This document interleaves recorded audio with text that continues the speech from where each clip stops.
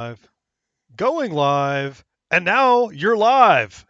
Hey, good Friday. Is it Friday? Yeah, good Friday evening, everyone. Welcome back to Gen X Grown Up. I'm John. I am a Gen X Grown Up, and a lot of you probably are too if you're here watching these shenanigans. Man, this Atari 50, the anniversary celebration. It's a mouthful of a name, but I dabbled in this thing for like 15 minutes this morning, and I'm like, whoa, stop.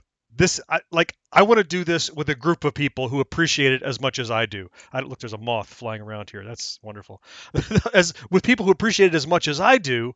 Hey, John, and another John with an H. Butter. I see Miss So. I've already seen Stay on Target is here. Of course, Ben is here. Murr is in the house. Hey, man, this thing is kind of amazing. I was, hey, Vicky. As I said, I was playing with it a little bit, and there's so much cool stuff in it. And no, I'm not going to be ginormous for the entire stream. Obviously, I have a small version of me down here in the corner so you can see everything. I just want to start the stream up here. And also, if you're attending this live stream, you are attending the very first live stream after the beginning of my attempt to become a full-time creator. And that's exciting. What it also means is I did it because I'm unemployed. So anyway, so what I think we're going to try to do is something new tonight that I've never done before. Look, you guys are always so generous, and I was like afraid people would be too generous and crazy, and so I have to give something back in case Marcus likes the layout. Thank you. In case people feel like being generous, I don't want to feel guilty about it. So what I took a lead. I was having lunch with Marcus, who's actually in the stream. Hey, Marcus, thank you. And what we're going to do is we're going to raffle tonight. I have a few items. We're going to do one at a time. And if you're interested in contributing to support Gen X Grown Up, here's what's happening. After like 20 minutes or so, everybody who's entered the raffle, we're going to spin it, and that person's going to win. The good news is you don't have to be here to win. As long as you entered the raffle, you can look at the live stream later. You have up to a week to contact us to get your prize, and that's it. Stay on Target is here. Hey, thanks. Good luck, man. Yeah, it's awesome to try. We'll see how it goes, right? I'm excited. Yeah, the hat with the real logo. I don't know, Marcus. That's a real logo. So here's the deal. So let me start by showing you what's going to happen here. So in the game, this is going to be in addition to the rest of the game. Hey, Knox. We're going to flip this on. Boop. We have this little spinner.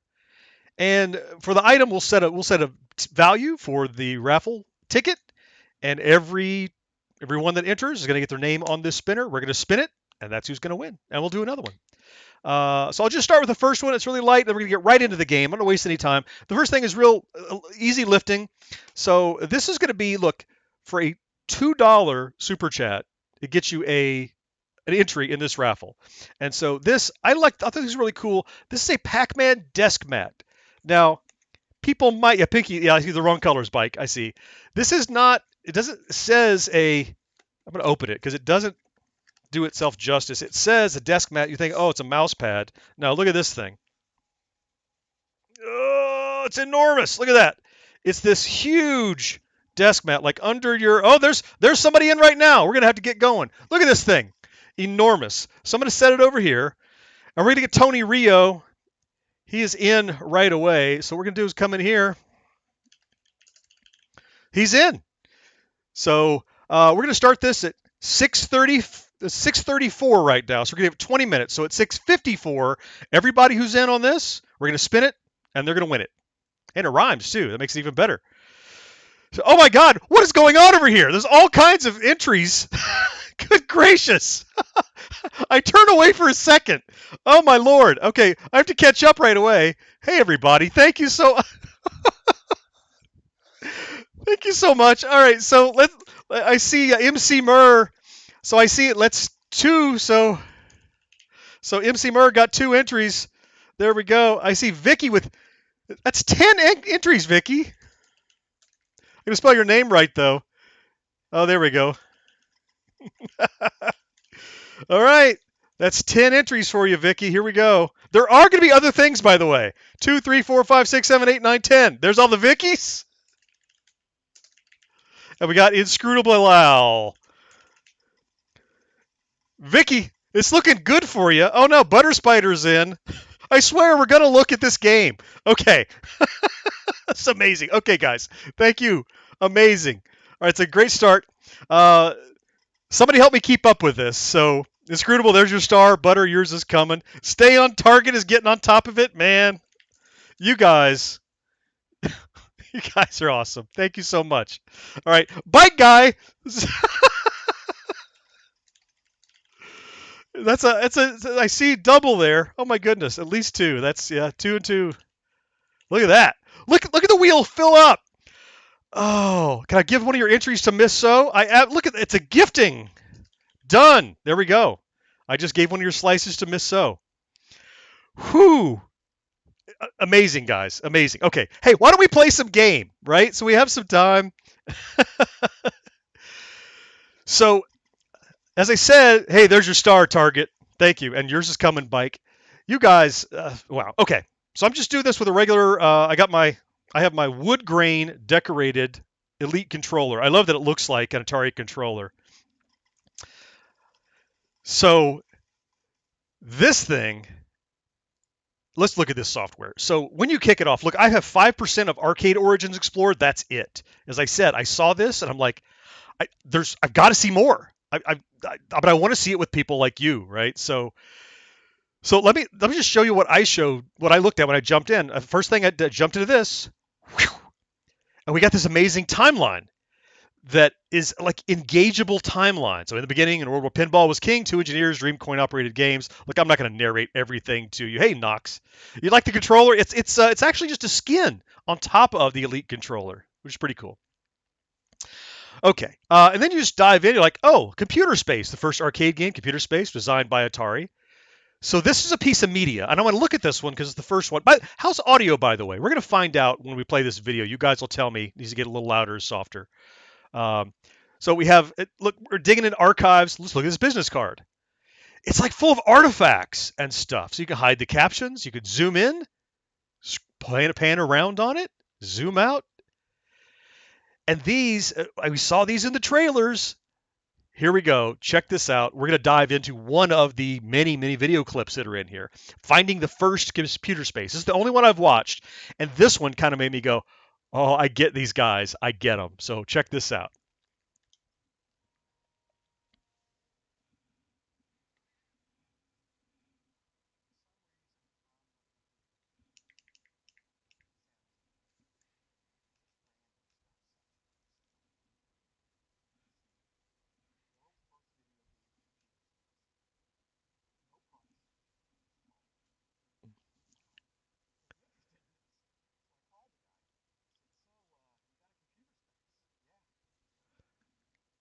Oh, no audio, no sound. Okay, sorry guys. Thanks for the update. Let me see. You know what? I'm gonna find out why that's happening, and we're gonna fix it. Stand by. Awesome. Okay, stand by. Here's what we're gonna do. Oh, I think I know. All right, no sound. We're gonna fix that right now. We're gonna switch this over. Thanks. I was trying something a little bit new, but we're just gonna move this over here. We're gonna mute this. All right. Tell me how it goes now. I'm like, wow, this is getting very interesting because who has a whole bunch of computer spaces? Sound Who now? would know that they came in all these different colors? He goes, I've got a yellow, a solid blue, metal flake blue, and metal flake red. Still not. And he goes, a whole bunch of other games too. Is it silent or is it? I mean, I see the audio coming out of there. Oh, it's there but too quiet. Is that what I'm hearing? There but too quiet. Low. All right, let's crank it up and see. Okay, great. Want to come up and see them. These were in a Quonset hut on a sunflower seed farm off of Highway 80 in Dixon, California. Halfway between, the Bay Area and Awesome. Sacramento. Okay. All right. So let's try this again. There you go. Okay, thanks. And there's music underneath it. I'm definitely gonna start over. You got it. Yep. Faux show. Here we go. We could probably adjust the volume of the music. Maybe. Nah, we're just gonna leave it. Love it. Okay, straight back in here. Sorry about that. I was trying in my headphones instead of somewhere else. Here we go. Check this out.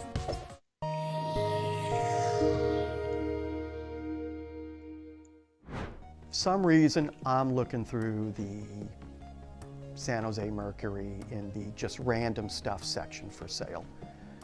And I see world's first video game computer space. No price, just call. I'm like, wow, I'm pretty interested in this. So I called the guy. I said, so you got a computer space? Yeah. He goes, yeah. First game ever. Okay, great. What color is it? And he goes, well, what color do you want? I'm like, wow, this is getting very interesting, because who has a whole bunch of computer spaces and who would know that they came in all these different colors? He goes, I got a yellow, a solid blue, metal flake blue, and metal flake red. Wow. And he goes, a whole bunch of other games too. Okay, great. Want to come up and see them. These were in a Quonset hut on a sunflower seed farm off of Highway 80 in Dixon, California, halfway between, you know, the Bay Area and Sacramento. And these things hadn't been moved in, you know, probably since 1975. And so I got in touch with Nolan and showed him the pictures and scratched his head, and then like a light bulb went off in his head. He goes, these were Ted Dabney's. These were Ted Dabney's units. This was his route. When he left, he took a route that we had, and he goes, this yellow one's the first one. He goes, I know it. That yellow one is the very first one. I kept the first one, which is a beautiful yellow computer space, and I kept Pong number 46. And we got the rest of them running and working as good as we could. We got it all for $5,000. I don't regret the purchase one bit.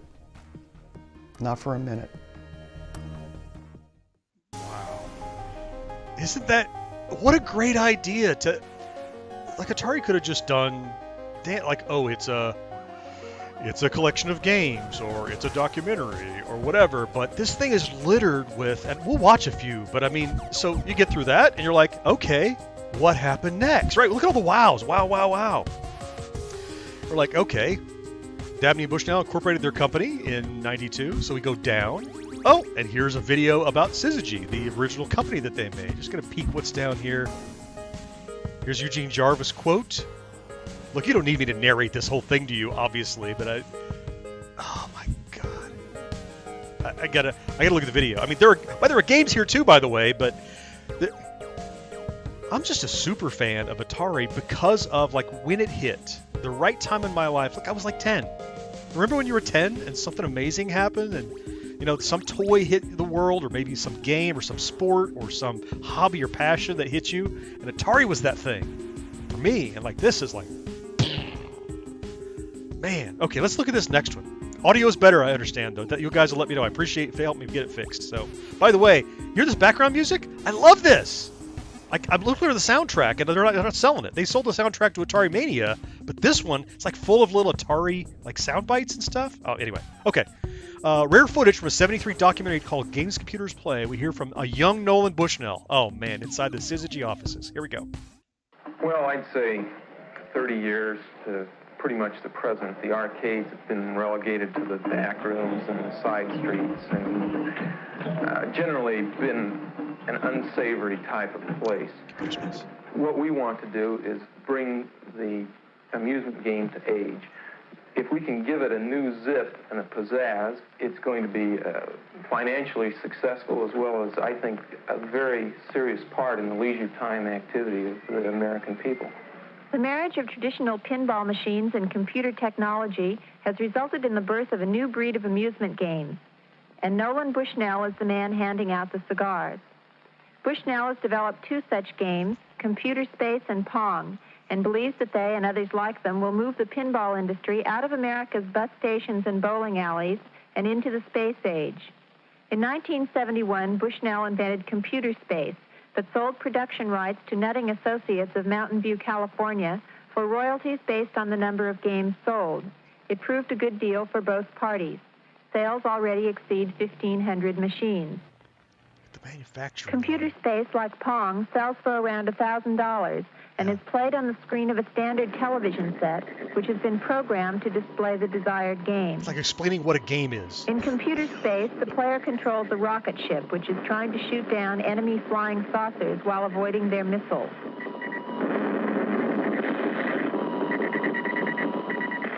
If the player scores more hits than the enemy saucers, he gets one free play. By the time Bushnell invented Pong in 1972, he was able to form his own company, Syzygy Corporation in Santa Clara, California, to produce the game.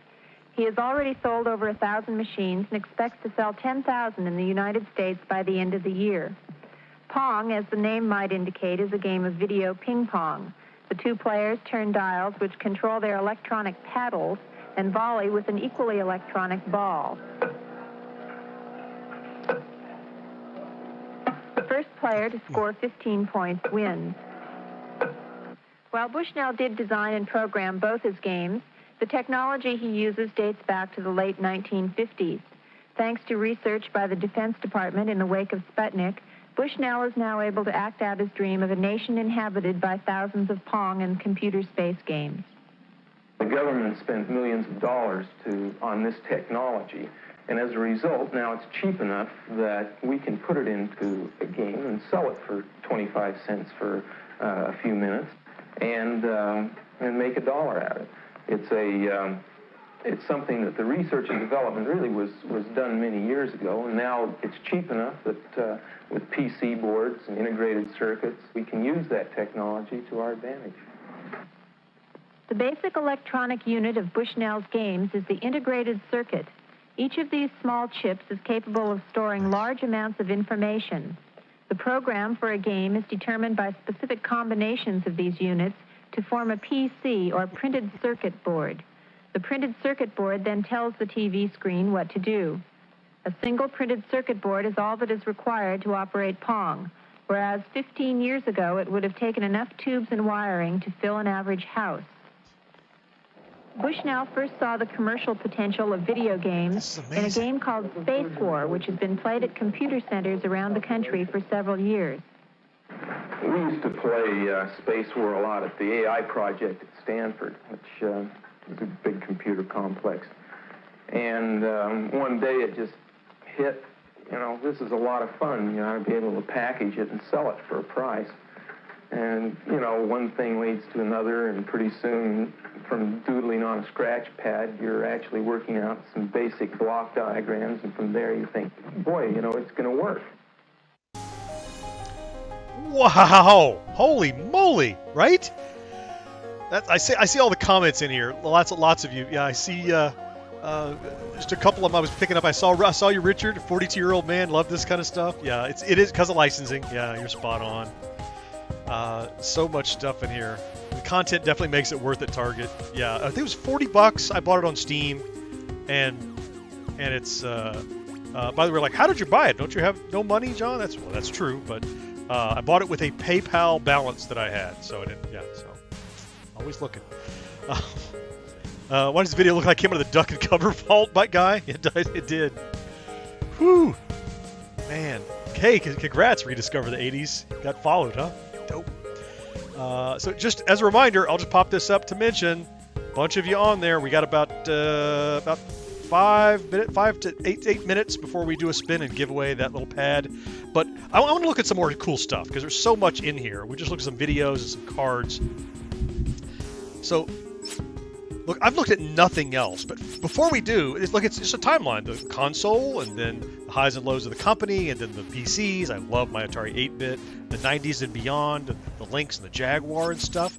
But look at the upper right there. It says Game Library. Again, you could have just dumped a bunch of stuff on us. Check this out. I can sort it by platform or title or recently played or year. So all I'm going to do is just hold the right arrow to show you how much stuff is here. Ready? Here we go.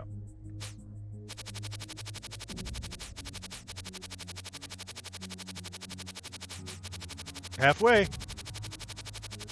There we go. Whoo! Did you catch all that? Plus, Like, you don't just get it all for nothing. I noticed, look at this. Some of them are locked. I've got to explore the timeline to unlock some of the stuff. Isn't it nuts, Vicky? Holy crap. And some of them, like, you maybe could, like, oh, I don't know. So that's Warlords. There's one that I thought was Warlords because it said 4 players. It's just making me dizzy. There's so much stuff here. It's like everything that goes by, the art and... Well, okay, let's jump into one. Just... Oh, I don't know. Let's look at Outlaw, right? So let me just open it. Okay, so it tells you about the game. So it doesn't just go, fine, play Outlaw. No, this is an archivist. This is a game fan. This is for people that love Atari, not just want to play Atari. Look, I could play Atari today. I've got emulators. This. Hey, sorry, CXK. I didn't mean to make you spend money. It's just cool. Yeah, so this was David Crane. You know who David Crane is, right? He went on to found Activision. He made this. And so, select game variation. Look at this. Look at this. So I go to the game variation, and now I have a visual representation of all of the options in...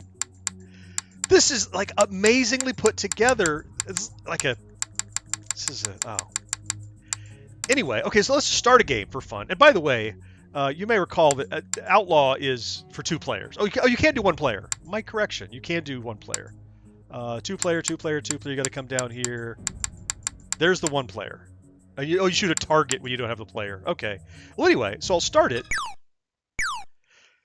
Look at the bezel. Look at the screen. Look at the shadow. Look at... Yeah, Steam doesn't have affiliate links, Marcus, unfortunately. But I'm going to hit the back right quick. And then I can configure this. So I can load and save state on every game. Oh, instruction manual? Oh, yes, please. Can I zoom in on it and look at that beautiful art? Yes, please. Flip through it.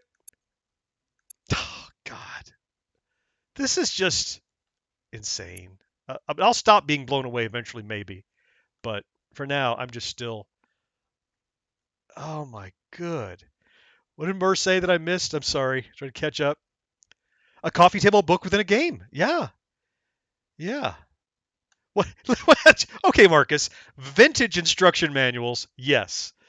And plus they're digital, so they take no storage space, so no need to control them away. So you can set screen mode. Does it fill the screen? How do you want to do it? That kind of thing. Well, we want the original, or I guess full is what we did. Yep. The filter. So that, look, off. The TV filter, the scan lines, I'm turning that on. The border on or off, which I definitely want on. You can resume. I'm stuttering. You can resume. Oh, God, this thing. It's just too easy to kill this guy.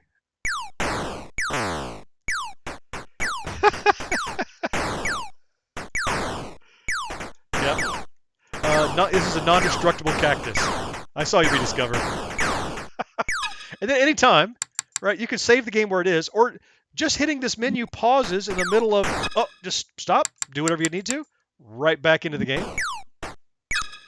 And then save states. I haven't even tried that yet.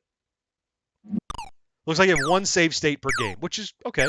Yeah, so it's not for cheating. Oh, does it have a switch to play in black and white? It does. Absolutely. I see you. It's in here. Black and white TV. There you go. Difficulties here, too. Yep. So then you back out, and that's 1 game out of, what, 80 plus, I think they said? I haven't counted them. It's sick. Oh my goodness, it's time to give away. Okay, I'm going to look at one more game real quick. As soon as I finish that, I'm going to give away this. I'm going to raffle this guy off. This giant Pac-Man desk mat. I'm going to raffle it off. Oh, Marcus jumped back in. Okay. All right. We'll get you on there. 1 more slots for Marcus. I'll get it. I know you can't see me doing this. That's fine. He wants it bad. 1, 2, 3, 4. Okay. I've done it. And just to prove it, since we're coming up on it, I can make it visible right quick. Here we go. We'll just pop it in the corner. Just for a minute. Just a little one in the corner. So you can see. It's getting pretty full. All right. I want to look at one of the games that's not the 2600 and just spin down here. An arcade game. Good. I want to see. And the Reimagine games are in here. There we go. Here's arcade. Oh, wow. Space Duel, Quantum Pong. There's Space Invade. Is that Missile Command? There we go. Oh, there we go. 1980. Little description of it. Jump in. Oh. Aaron, I'll get you. I see you. Just a second. I'll get you there. So a filter, all that stuff. Same deal. I just want to play. I just want to give it a shot. So left stick control, and then I have my 3 different turrets. Yep. And I think I saw there's like full control mapping. Mapping. You can use your mouse. Look at that. You can use your mouse. I didn't even try to use my mouse. Oh, look at that. But I would need to remap the buttons because the buttons are on the Digital Eclipse. Bravo. Leaving these by too much. Go, just blow it up. Look at this. Look at that. And then, oh, holy moly. That's, okay. Let's do this raffle thing, shall we? Let's do this raffle. And then we're going to dig into some more cool stuff. Oh, we're up to 6% now. We've explored. All right. Let's flip it over here. Wham. I got to, oh, Aaron, you got one more on there. I got to get you, thank you. Thank you so much. CXK. There you are. You're on the list. Okay. The statute of limitations is up. We're going to do a spin. So, even if you're not here, you can win. If you had to leave, that's fine. All you have to do is, as long as you will check within a week before next Friday night, check on the live stream, the archive that you can stream, and see if you have won. Hook up with me, and you're going to win. Shipping and everything is covered. You guys are more than generous. This is just kind of an attempt to see how this goes. And anyway, without further ado, let's do it. Here we go. Good luck, everyone.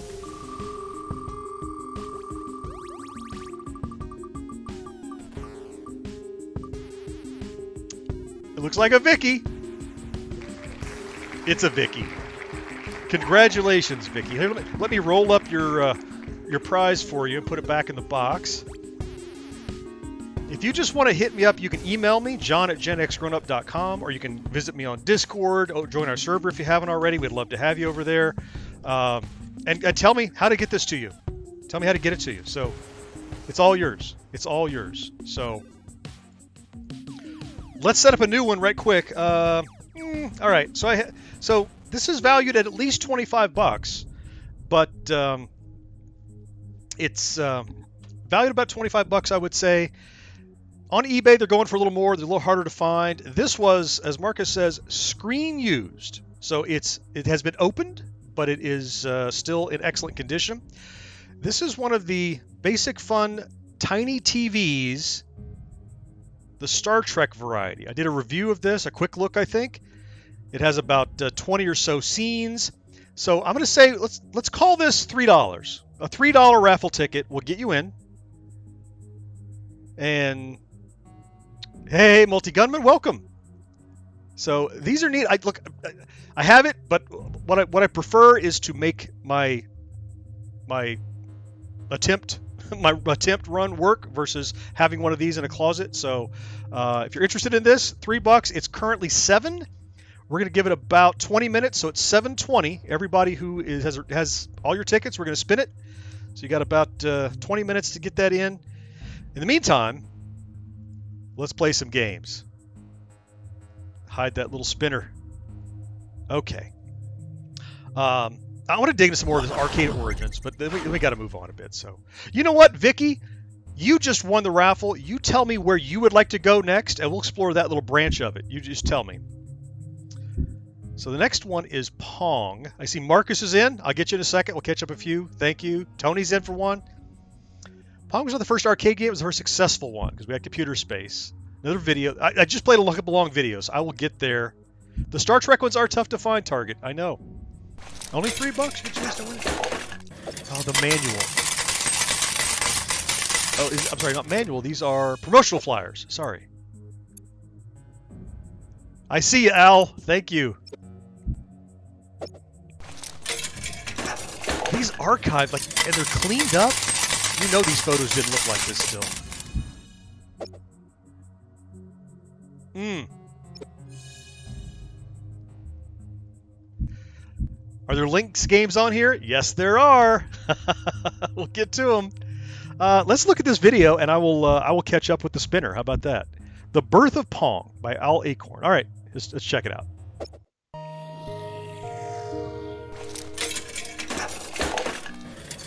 You know what the Atari motto is? Innovative leisure, right?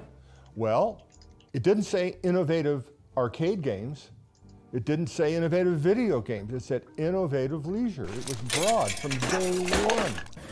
I mean, no one always had a consumer game in his mind because that's what he hired me to do. And I wound up doing the wrong thing and making a hit coin-op game, right? When I was at Ampex, I learned how to make sync generators, synchronizing, the basic fundamental circuit necessary to get a TV signal, because we had to generate an analog signal. So you do that, and you get the ball at one speed, and you put paddles up, and it's a very, very boring game. And so I added the speed up, and I added the angles off of that, just, you know, to make it playable, interesting.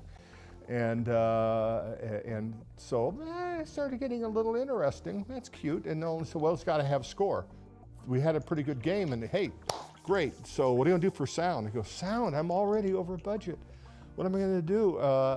No one said, well, I want the sound of a roar of a crowd of thousands applauding your win. And Ted said, I want boos and hisses. And I'm thinking, how do I do that? Listen, I got video. I got the goddamn game up. Now you wanted me to do this. I'll be right back. So I pissed around for a day and poked around. Sounds that already existed in the vertical sync generator.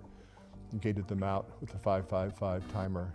I love it. Years later, the sound is so well thought out, so appropriate. It was like, are you kidding me? It was just, you know, just thrown together in spite of what the boss said. And so that was how Pong came to be. Cool as hell. All right, I think I'm caught up with everyone. I'll pop up the little one for a second. Yep, I saw you. I saw you, Tony, do the extra one, pick up everything. Yep, I saw. You got 5 inscrutable. Thank you so much. Looking good. All right. Somebody asked, who asked about Lynx? Let's go look and see what is in the Lynx category. If I can get down there. Ugh, it's way down here. I inherited my Lynx from somebody that gave it up. I wish there was more here, but there's definitely some Lynx stuff. So we got Malibu Volleyball. Let's take a look and see how it's presented. 1993, early project on the hand-focused, handmade software development studio, Malibu. Okay, all right, let's check it out. Oh, it's got individual pixel shading. Look at that. Yeah, there's Lynx here. Oh, the sound.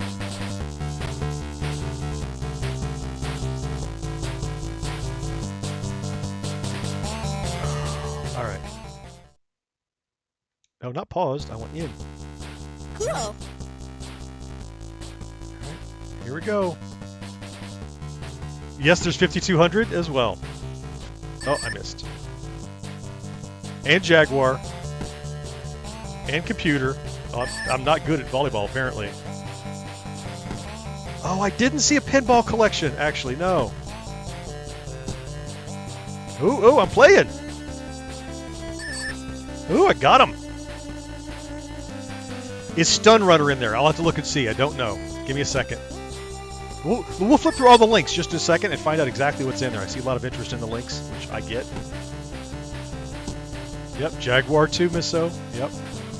Never owned a Jaguar, but certainly well aware of its position in history. So, I'm captivated by it. I want to see what all the effects are you can do. Manual. For a guy that throws away instruction manuals, these were remember they were glossy, most of them black and white because they were trying to save money. Oh man, okay, so controls, again, mappable controls, stupid cool. Screen mode, yeah, that's fine. So filter. Oh, there, you can just look like emulation, so it doesn't have, because I think the Lynx screen had like this mask filter on it, right? Yeah. Let's see what it looks like without it. It looks brighter, of course, but oh, after playing it with the filter, I kind of like it on. I'm turning it back on. It just looks right. That's how I remember playing it. Each pixel had a little shading to it. Gee, oh, okay. All right, let's see what else. I mean, I could just sit and play. That's the thing. Any one of these games you could sit and play for 10 or 15 minutes, you know? Oh. Yeah. Hey, Max, I see you're asking about Black Widow. We'll get there in a second. And the question is, which Black Widow? The arcade or the platform? So, Lynx. Here we go, Lynx. We have Basketball, Malibu Bikini Volleyball, Scrapyard Dog, Asteroids. Oh, the Asteroids Missile Command combo. I see no Stun Runner. We go right into computer. Sorry. Arcade Black Widow. Yeah, I definitely take requests. Come on down. I saw iRobot. Is that fire? That's Fire Truck. I played that at the Disney Penny Arcade. I thought it was the coolest thing ever. Black and white, standing behind it, sit in it. Cloak and Dagger. Uh-oh. What's your favorite twin-stick shooter? You know, I really like Robotron, but I'm not that good at it. I think it's one of the coolest and most frenetic ones out there. I've passed Blair's Black Widow. It's probably my go-to. Smash TV is kind of the same thing, but yeah, sorry, no Stun Runner. Let's take a look at Black Widow. So, spider-themed twin-stick shooter, yeah. Conversion kit for Gravatar, all right. Oh my lord. Vector Glow.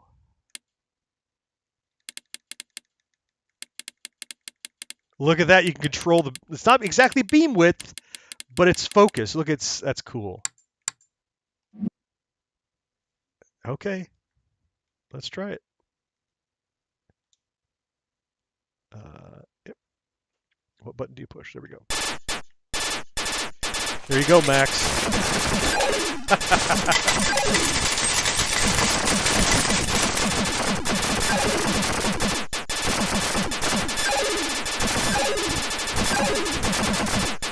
Sorry, I'm not talking. I'm busy.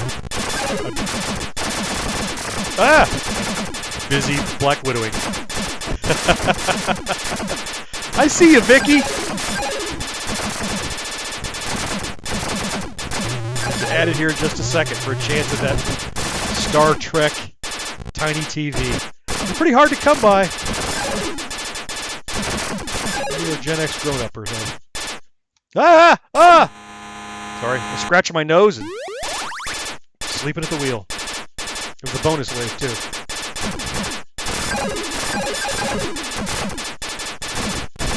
You're gonna have to die. Get off my web. Go away. Go away. Money. Hi, Tom. Welcome. Man, I even started a little early for you because I know it's always late in the UK. Look at that. Max, what do you think? No, Marcus, I'm not doing a drawing for my hat, but I am doing a drawing for something GenXGrownUp. Maybe after the Star Trek. Let's see how it goes. What do you think, Max? Is it everything you'd hoped? I mean, it's Black Widow. I don't know what else to tell you. Let's. Vicky, did you ever tell me the area you wanted to check out? I was enthralled with something. Let me add your raffle ticket here while I'm thinking about it. All right, Vicky, I've got your entry. Centipede. All right, let's check out some Centipede. So let's go right into the games. It's very close. There we go. And Arcade Centipede, I'm guessing. The 2600 is here, as is, I think, the 52. Let's sort by name and see. So sort by title. Because, yeah. There we go. Centipede Arcade. Centipede 2600. Centipede 7800. Any of them. Maybe we'll look at all of them. Anyway, okay. Look at the side. Look at the...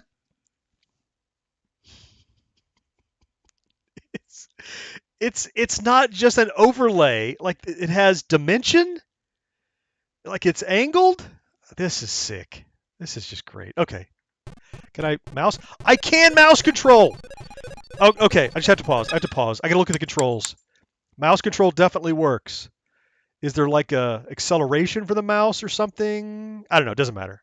Doesn't matter. Let's just okay. So I'm using my mouse now. It's kind of slowish. All right, that's okay. I've spent my life playing. I'll worry about the controls here later. So I don't want to swear that you can play Centipede well with the mouse. I was having a little trouble.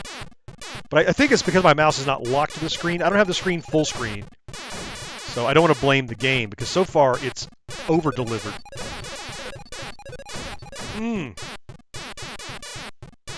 Yeah, what did Bike Guy say? Oh, sorry. Does console history cover things that weren't released as well? Well, you know, I know that Akahara is in there, and Mo covered that not long ago. It was on his legacy Atari cabinet from Arcade 1UP.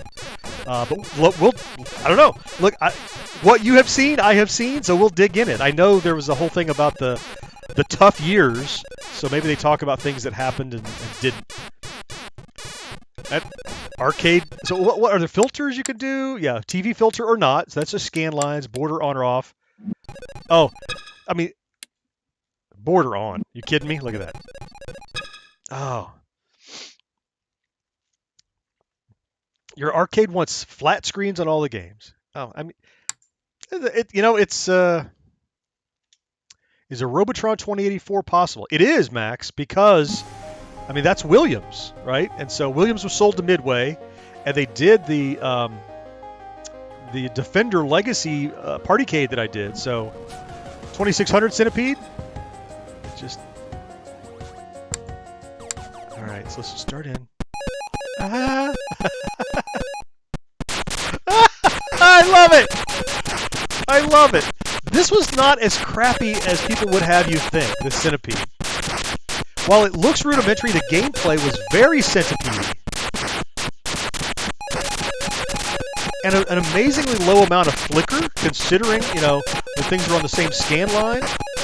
That flicker is being represented here in the emulation. But even though it's being simulated here, it's not distracting. You know what I mean? Whew. Man. Okay, let's look at one more Centipede for you, Vicky. Let's take a look. Oh, we got about 10 minutes until we give away that tiny TV. Only $3 get you an entry. The 7800, not bad. Check this out.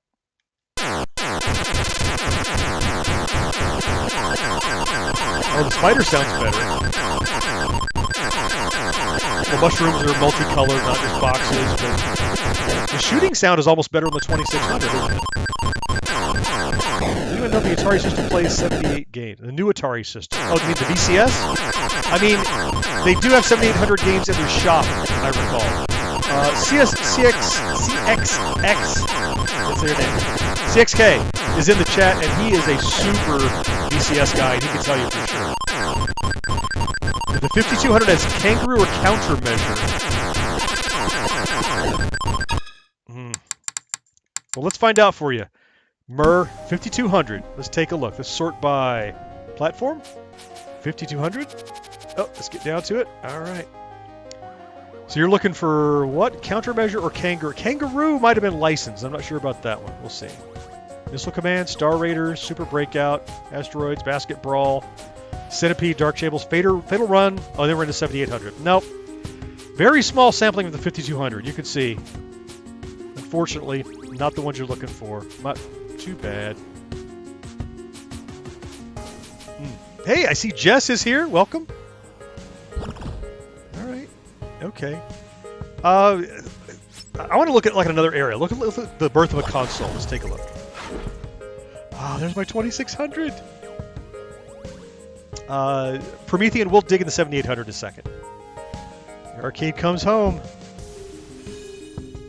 Oh, so look, see that burst? That's me unlocking some small percentage. You see the little star burst on the Atari logo? In addition to home version of Pong, Atari released dedicated consoles that played versions of Video Pinball and Stunt Cycle. Yeah, but they were catching up. And then, the VCS, September 77, 45 years ago.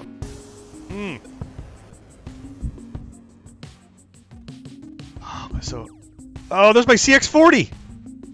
Oh, look at her. Look at her. Oh, there's a hair on it. Wait, what else was it? Oh, look, it unlocked. Oh, so you got to open some stuff. I love it. What else is down here? Oh, there's the paddle. And high-res photos much? Yeah, Jess, not a ton of links. Like, I really wanted Todd and the Adventures of Slime World. Love that game. Not included. Not included.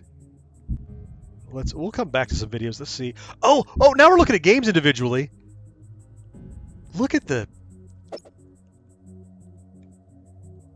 Oh, look at that. Look at that. That's fun. It's stupid fun. Like, there's nothing you couldn't do but to have it all in one place. Oh, man. Oh, and you can play from right here. Look, I can just hit Y.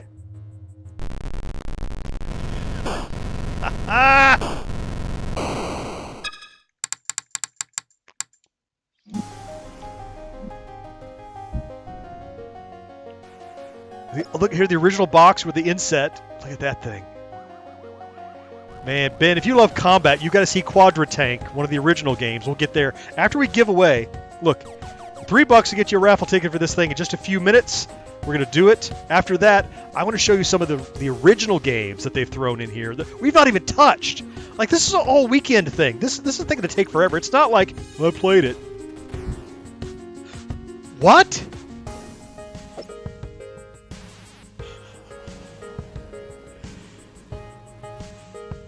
There it is.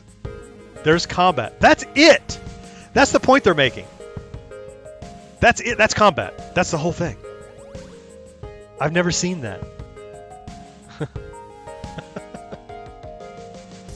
Hide the controls. There you go. There, I just hacked combat. I now know the whole code.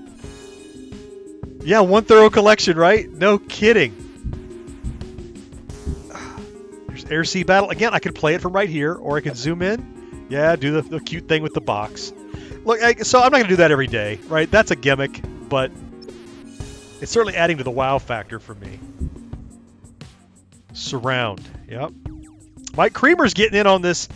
Now, Mike, that's going to get you one ticket at $3. If that's okay with you, it's okay with me. I just want to make sure I didn't mislead you, and you know that it's $3 for a raffle ticket. If you want to throw one more, that's two. You're 2/3 of the way there. Oh, this art. Oh, my God. Can I zoom in any more on these oil paintings, please? Look at that. This artwork, a lot of this original art was lost. And look how they worked in the actual bad-looking, I say bad by today's standards, the rudimentary actual playfield in the background like it's wallpaper or something. That's just smart. That's just smart, man. From arcade to, I'm talking about conversions, man, there's so much stuff I want to dig into. Outlaw? Yeah. I love that you can play from here. Am I going to find everything? Like every game is going to be in this list? And this is the consoles track. Like, we're going to go through tons of consoles. I can zoom in, and you got to zoom in to get points for exploring. Yeah, so you could spam it, I guess. Ooh, there's my... I see you, Mike. I never owned one of these until like a year ago, and then I bought a pair in a box. And I see you, Retro Days. Oh, you're in. So they slide next to each other, like you can have two of them. You see the little groove on the side? Yeah, look at that thing. You do have 4. I'll get you in a second. You know what? Let me get everybody in. Let's go. Let's watch this video, and I will catch up with everyone while they do that. It's fortunate to have videos to watch. The entire reason that Atari created the Atari 2600 home console was to put their arcade hits into the home. If we can sell home versions of our arcade hit games into the home, we can sell millions of them instead of just take quarters from the thousands of people who go to arcades. And so the hardware was designed to make it possible to play Tank and Pong. That's about all that they did in the hardware. So the distinction is this. CoinUp gets to use more expensive hardware. They get to use tons and tons of hardware, and they get to refresh their hardware all the time. I had played an Outlaw-like game in the arcade. Crane? I think it was Midway.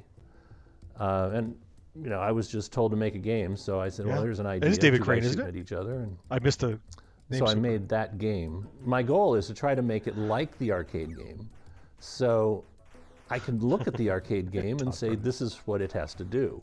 So there really wasn't any need for me to have communication with the arcade guys. I'm particularly proud of the Atari 2600 Canyon Bomber because it also has the Atari arcade game Depth Charge in it. So it turns out that in a 2K byte Atari 2600 cartridge, I simulated both Canyon Bomber and Depth Charge, which were probably $3,000 arcade game hardware. When I was young, when I was little, I remember there was this drugstore, and in their comic book rack, they had these abridged versions of great literature. You'd read it, and it was the whole story of Treasure Island. War and Peace, a comic book. But that whole notion of an abridged version, that is what was going to happen. When I did Donkey Kong, I had, not surprisingly, absolutely no contact with Nintendo. Coleco was able to get me a machine. So I had a machine that I could play and look at, and I had already played the game. And like David said, with Canyon Bomber, the game is the spec. Frankly, the hardware is so different in its capabilities that I can't think of any value I would have had getting in touch with anybody at Nintendo. It's like talking to the guy who created the Porsche Carrera about making a bicycle. I mean, it's like, there's not a lot there. Not a lot you're gonna tell me. Here's this masterpiece and do it on this toaster, and I was young enough and stupid enough to not be intimidated. And I wasn't, because I was just a kid. And I was like, no big deal.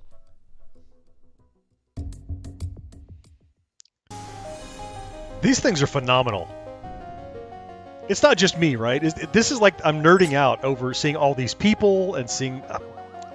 we've done 20% of Birth of a Console. All right. It is time. It is time.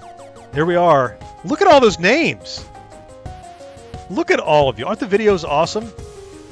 I learned another cool thing that I can do is I can randomize it. So all of you that have multiples, we're going to shuffle you. Look at that. Okay. So this is going to be the cutoff. If you're not in for this one, we're done. So this is going to be for the Star Trek Tiny TV. Everybody who's in, for every $3 multiple you did, I gave you a slot. You're all in. And let's do this thing. Good luck, everybody. It's pretty fairly distributed. I think maybe Mike has the most, he put the most spots on there. Let's see how it does. Good luck. Here we go.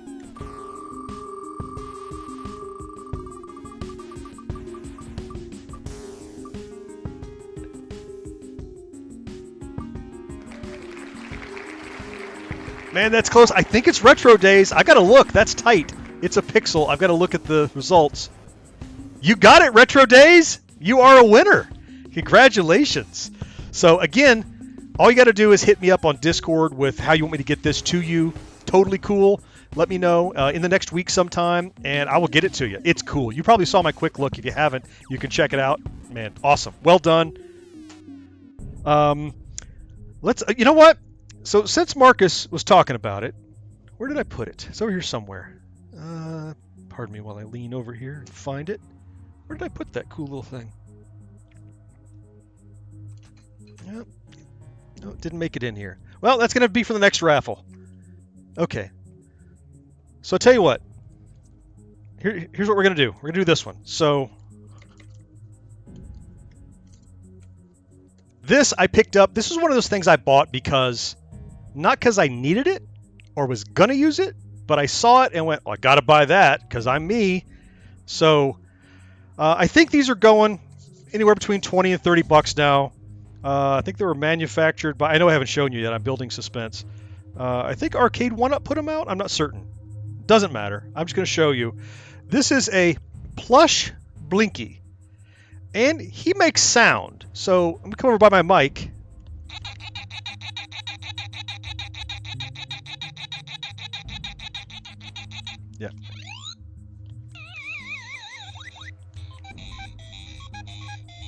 So it's got all samples. It works fine. It's still, now you've seen a lot of them loose. This one is still in the box, still attached to the box.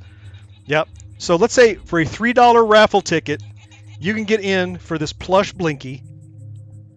I feel like I'm running a home shopping network, you know? There we go. Plush Blinky is what's available. So if you want to get in for $3, awesome. We'll get you going in a second. I'm not going to sit around and waste time, though. I'm going to jump in. Look, I've set no minimum. If one person enters, they're going to win for $3. That's it. That's the risk.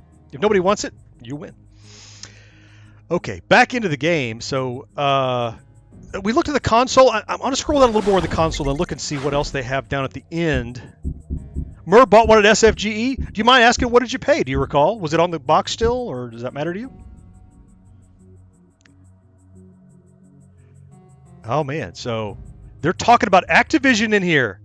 Bless them. Look, it would be easy to do Atari revisionist history and not talk about this, but it's all in here. And they tell why. All the profit, they're not paid, they're just salaries, not getting credit for their work. Man, that's respectful. Tree Riot's got to go. No, Riot, you've got to give us a ridiculous reason that you had to leave. Not the real reason. Ridiculous reason. That's the rule. That's how it works. Yeah, David Crane. We were making $16 million at Atari, and we were paid $20 grand. That's why they left. Todd Fry.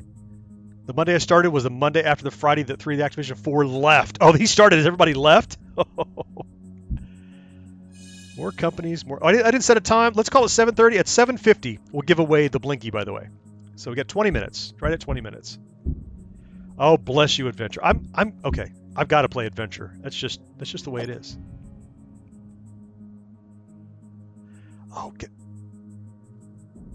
The resolution on these. Look at this.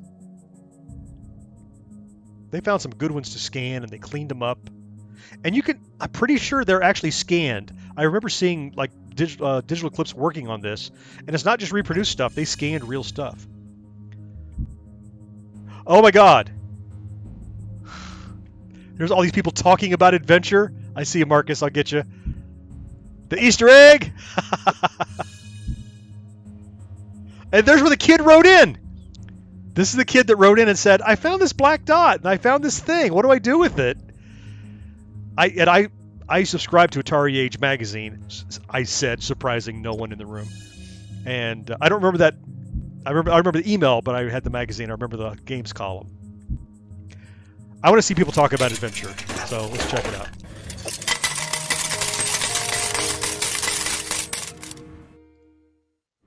I'd have to say one of the more influential Atari games that hit me hard was Adventure. Adventure had been a very popular game.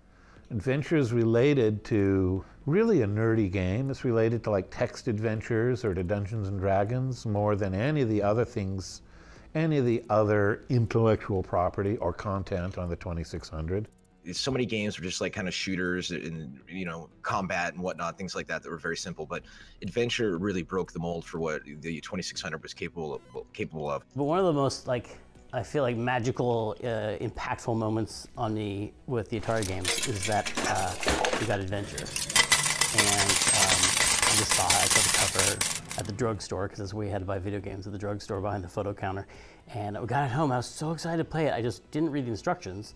I just ripped it out of the box and like played it and started playing it. And I was like, oh God! And there's like, you know, the duck chasing me, and I got an arrow, and I killed the guy. What's happening? He ate me! Oh my God! The weird thing about Adventure was the dragons were supposed to be dragons, but they just looked like ducks. I don't know what they were thinking there. The bridge and the bat, and it was so baffling. I really loved that experience of somewhat confused experience, and I feel like that's actually something I love still in games now. When there's that moment of like, what the? Where you just get, games can do that. They can just surprise you and they can make you feel really bewildered. And then as you slowly figure out how they work, that's part of the pleasure of them, I think, is that not knowing what to expect in them. So that moment of being surprised by Adventure has really stuck with me. Another thing I like about Adventure that I try to incorporate is that feeling that the game is really alive. The characters who are in that world live even when you're not looking at them on the screen. Like when the dragon or the bat flies on the screen in Adventure, you feel like it's been on a journey. It's been somewhere. Oh, the bat went over and it stole the shield. It stole the sword, and now it's in the rooms. Like you don't feel like it was just spawned in that room. It's been in another room doing bat adventures.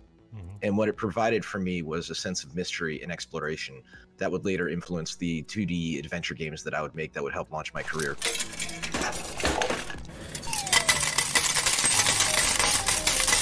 Dang. Whew. All right. I think I caught up with the spinner, everybody. Thank you for buying your raffle tickets. I got you on there. I saw your retro days. Tony, Scrutable. Fantastic. Okay. I got to play Adventure. That's just a fact.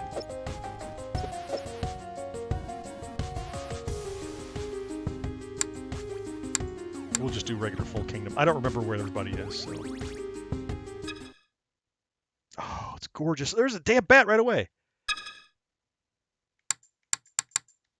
Oh, God. There we go. I'm just geeking out. Here's where you learn the names of everybody. The bat has a name, and all the dragons have names. There you go. If you didn't know, Grundle, Rindle, and Yorkle. That's green, red, and yellow. Grundle, Rindle, and Yorkle for green, red, and yellow. And then the bat, whose name is on here, I just can't remember his name. It'll probably tell me. It's probably on here, and I'm just blazing past it. But he has a name here too. Do they talk about the secret quest? Are you, Jess? Are you talking about the Swordquest stuff, or I don't know? I gotta play. We'll see. All right. Aha! I have a bat sword. No. Bat sword. Oh, I see a green dragon, but he's coming at me the wrong direction, which is bad news. Oh, the bat's trying to get away. I need to find something for him to pick up that he likes better than a sword. Something else is in here. Yeah, I did see that. Ah, he picked up the dragon. Let's kill him anyway. There's too many things in here. There's no collision detection. Yep. We'll just let him leave. There we go. And we have our sword. We'll go across the other side. Oh, there's a bridge that's in my way. Oh, now I've lost the sword inside the wall. But that's what you can use the bridge for. You can come over here and go in the wall. You should be able to. Who needs swords? Oh, I have it. Whoa! Now I'm dead. Love me some adventure. I didn't succeed with it just then, but let's jump down here and so programming the VCS. I really like this missile command art.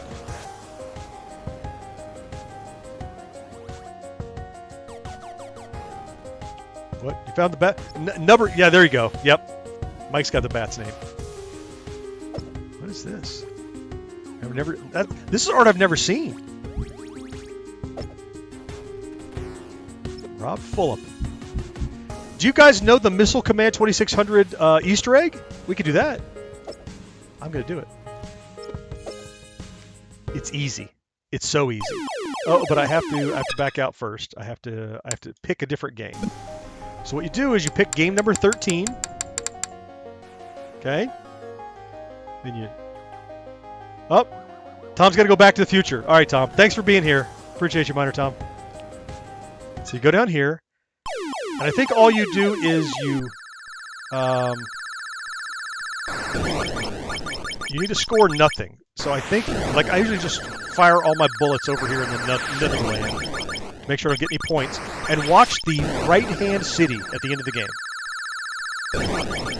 All right, so I'm all out of everything. You have to get no points and have nothing left to score.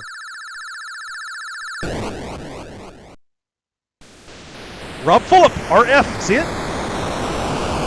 I discovered that one on my own, and I didn't realize when RF, because your TV is so grainy, I thought it was just a corrupted city. I didn't know it was an Easter egg until many years later, and I'm like, oh, I found that Easter egg. I didn't know it was an Easter egg at all. Yeah, and I really like the affect they put on there. I'm happy with the scan lines. I'm happy with the side art. It's just... I haven't found anything I really don't like about this yet. So we dug in there. Asteroids. And 1981, Atari had an 80% share of the home video game market. Here's Howard Scott Warshaw, my close personal friend, Howard Scott Warshaw. That interview is dropping tomorrow morning at 10 a.m. We're doing a premiere with it. I'll be there live to chat. It's such a good interview. If you can make it tomorrow with your coffee, sit down, 10 Eastern, that thing is premiering. Here's a place where your job is to come in, make stuff up. You just got to have something clever and new at the end of the day that didn't exist at the beginning of the day, and that's a good day at work. I've heard such great things about working there. I wish I worked there. The summer of '82, Atari was on top of the world. Games sold millions of copies each. So hit continue. And that takes you into the next. So, okay, that's the next grouping. So highs and lows at the end of the first one. So you can literally just go left to right the whole way through. So are there games in here? This is going to be... Oh, it's talking about the different... There's the Vader.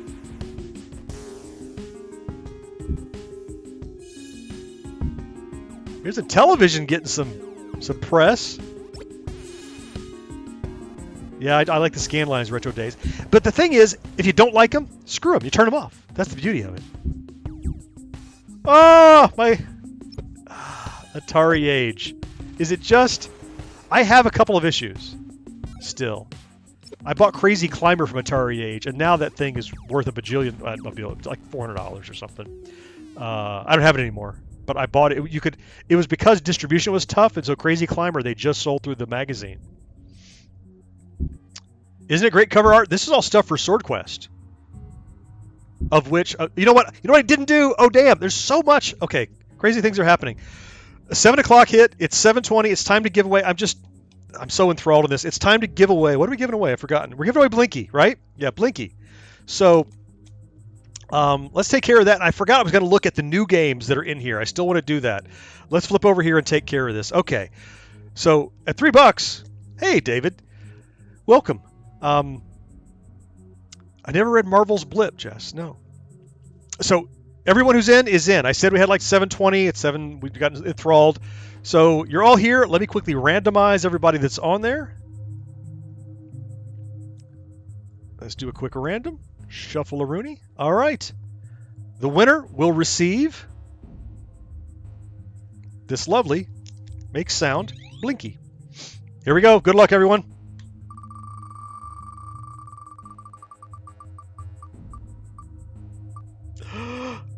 Inscrutable Owl. Boom. Congratulations and thank you. Thank you. That's the more important part of this is the thank you.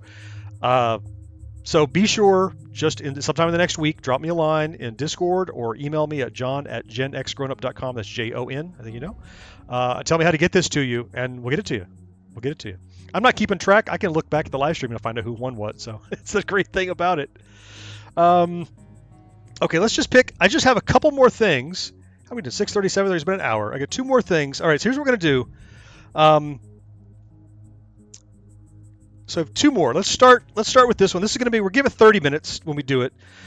This is pretty cool, and I've seen it going for. You name your price on eBay, but it's. This is a Gen X Dream. So.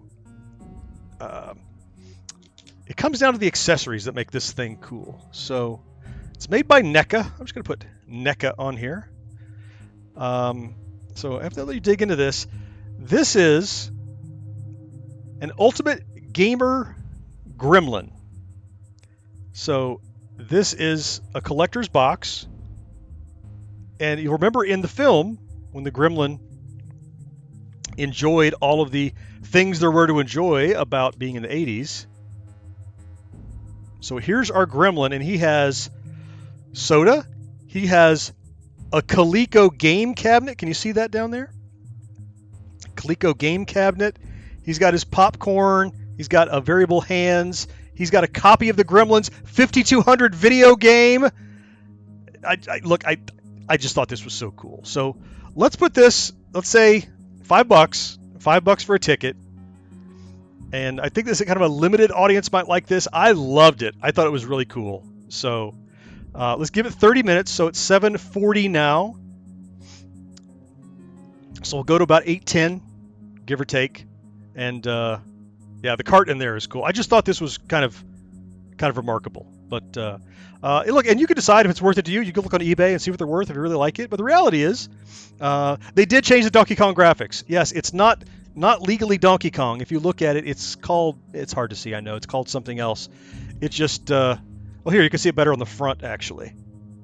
It's like Mr. Jump Guy or Fix Guy. I can't see what it's called. It says there, but so yeah. So $5 for a ticket will help you get that. Guys, don't go crazy. It's a raffle. Don't pay more than it's worth, please, individually. I so appreciate you so much. You guys would have gone nuts already. But I'm going to look at some of the new games. So I'm going to flip back over here. And so I've looked at a couple of these, and these are pretty amazing, if I do say so myself. So hop in the game library, zip down to this end. Yeah, Haunted House. I'll do Haunted House in a second. I see you, Marcus. Thanks. I want to show you first the one that has the least change, and that is the Yars Revenge, which is just a reskin. It's enhanced, is all it is. I just want to show you how that looks. I see you there, Tony. Thank you. So check this out. This is a full-blown game, right?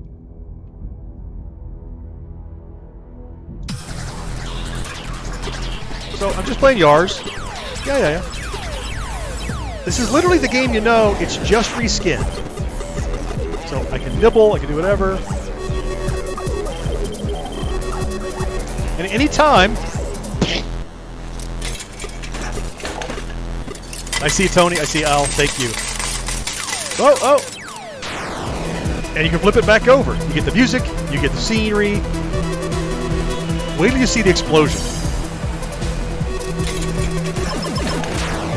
Ha! A reimagined explosion. And even here, check this out.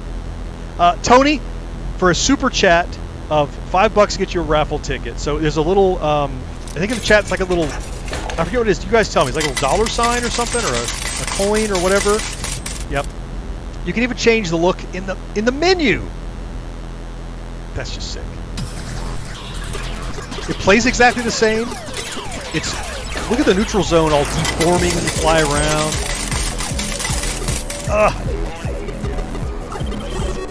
Can you still get the Easter egg is there? I would think so. So to do it, I'm gonna find out. We need to kill the Kotal in flight. Oh, just missed it. Just missed it. Troy, thank you so much. If I wasn't clear, it was my fault. $5 for this raffle ticket. We'll get you in. If you want to just throw the other 3 on there, we got you covered. Didn't quite get it. I will get him. I want to see if I get the Easter egg, and I know I get it. But. Come on. Just got to catch him mid-flight. Yep, that's you. Ah! Got hit. I will get the Easter egg. I will get the Easter egg.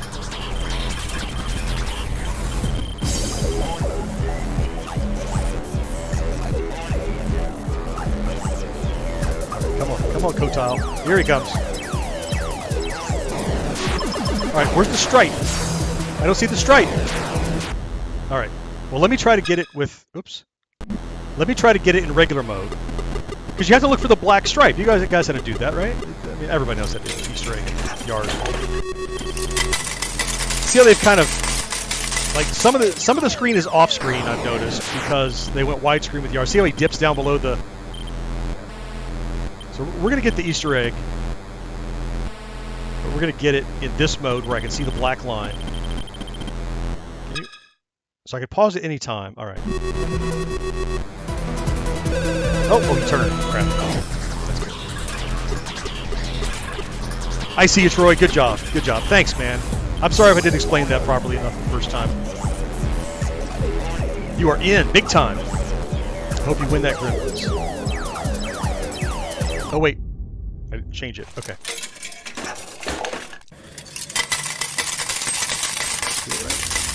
Oh, I hit start like a dummy. Okay. Sorry. It's the back button to pause. Start is the start button on the controller, on the console. Like you, I want to see the Easter egg, but I want to see it in the fancy mode.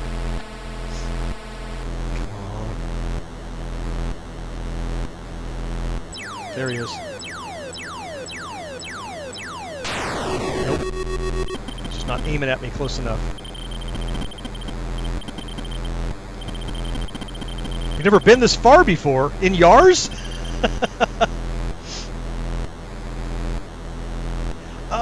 You know, Troy, maybe somebody can tell you. I've never been on your side of it. I think you can, depending on whether you're on your phone or on the browser. I think people have told me that on their phone it locks them into picking like from a drop down versus typing exactly what they want.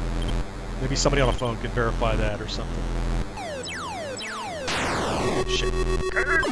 I got him, but I didn't hit him mid-screen, so it doesn't matter. And remember how to pause. All right, there should be no problem. I mean, I'm spending a lot of time on Yars, but it's Yars. Wait till you guys hear the info that Howard drops about the Yars sequel coming next year. It's sounds pretty cool. Okay, we'll come back to it. He's just not aggressive enough right now. We'll come back to it, but you can see that now. Okay. Yes, I want to quit. Let me show. Okay, was Al? Somebody was Al. Maybe asking about the haunted house. I've not looked at this yet. RB13 can't wait for Atari 100. I might miss that one. I don't know. Whew. Okay. Oh, on Apple they lock you into certain things. I'd heard that. Okay. Here we go. Oh, okay. There's different places, different levels to go through. Featuring fire starter settings. Okay. Let's just try it. Is it just a reimagining? Oh, hi, my name's Ernie, because he's an Ern. He's pretty limber for a floating pair of eyeballs. Must be nice. Press L to move, moving around. David, you liked Haunted House? I never played it a ton, but I've been playing it. I played it more in the last 5 years than I played it in the previous 40. Oh, it could change my view. All right. You did it. So you can use R to look around? To look around? Oh, okay. It's standard, like a first-person shooter, third-person shooter. Doesn't seem to be a little dark in here, even for Haunted School. I mean, press X and light the torch. Okay.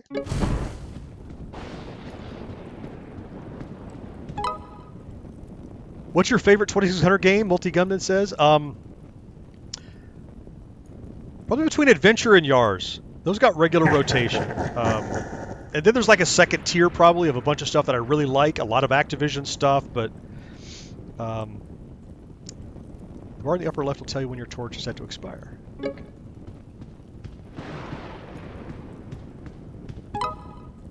Beautiful. Helpful items scattered throughout this building. You can only see them if your torch is lit. Okay. And it's pretty much Haunted House. Grab the scepter, scroll, protection. Okay, I know what to do with. Oh, I know what it is. It protects you, just like the.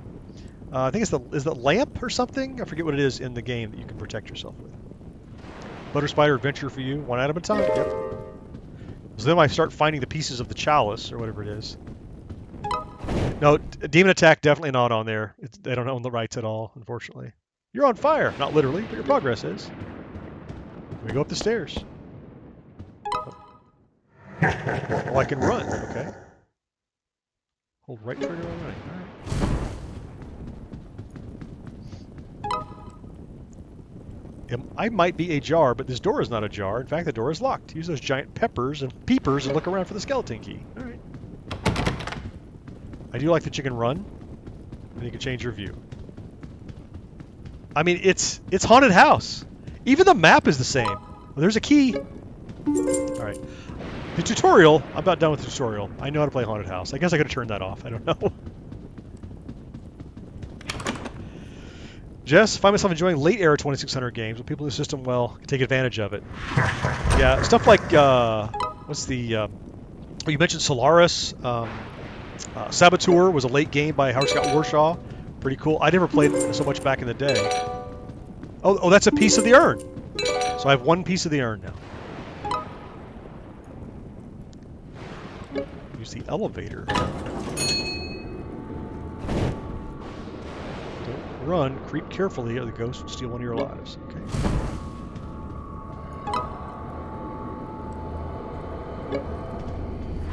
So you can't run when that ghosty cloud thing is around.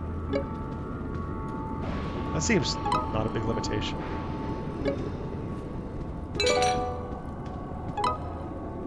Forgot, press left trigger to toggle between. I did that already. Toggle between things. Yep.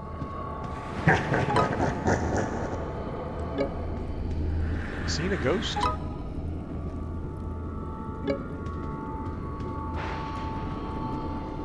I think the black kind of like aura means. Oh, there's the ghost. Whoa! You see that? Look over there.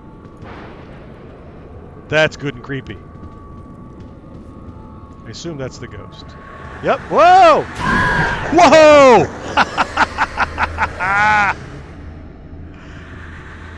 That's pretty cool. Man. Okay, I feel like I need to catch up. So let's I got to catch up with the entries for this thing. I'm going to jump in. There was a video I wanted to watch down in the console. So let's do that real quick while I catch up. Here we go. What's a VCS? Here we go. I'll get caught up on the raffle.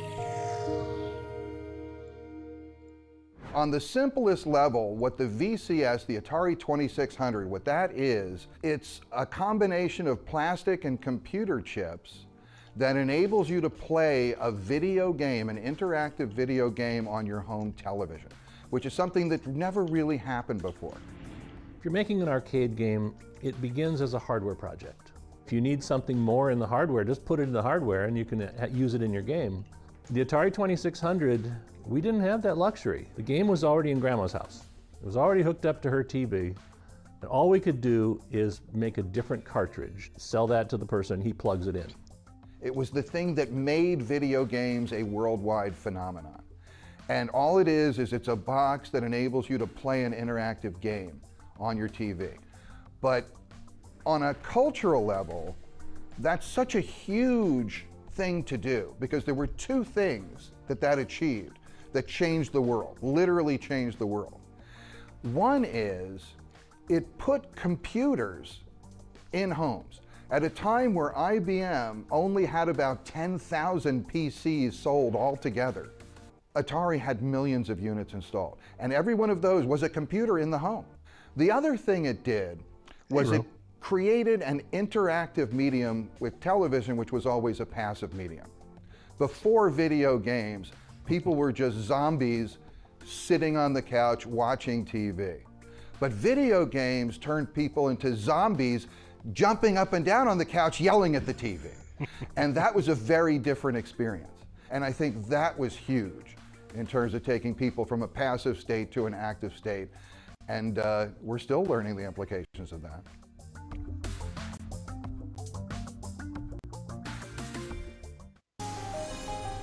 Wow. Okay. So I think I got the wheel caught up. I'm just going to take a quick peek at it to make sure. Just show everybody, make sure. And yeah, we still got another 15 minutes or so.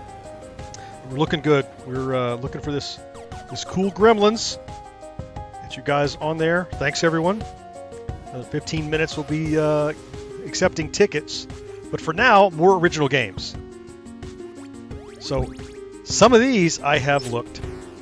Yes, who is Ro to John? Ro is my wonderful, supportive through this time that I'm trying to become a content creator, amazing, loving, adoring, awesome wife. That's who Ro is. Now you know. Also, I have to say that. Thank you. Not true. I'm teasing. All right, let's start with Neo Breakout. So you say you like Breakout, but do you like how they've evolved Breakout? I think it's pretty cool. First of all, some pretty awesome stuff. I'm going to play this. Man. So Breakout itself. Then there's Battle Breakout. So I can look at how to play. It's got full instructions. It has an instruction manual. This digital game. Just that is like. I mean, I don't know if this is in the physical, the steelbook or anything, but having this manual is something you don't get anymore in games, and they gave it to you in this digital. So check this out. So first things first, the interesting thing, look at the controls. Left moves slowly, right moves quickly. Where has that been all my life trying to play Breakout with a joystick? So I use the 2 thumbsticks together to get fast and then fine-tuning for slow. So if I need to whip across the screen, I can. Now, lest you think this is the game, this is just the beginning of the game. So.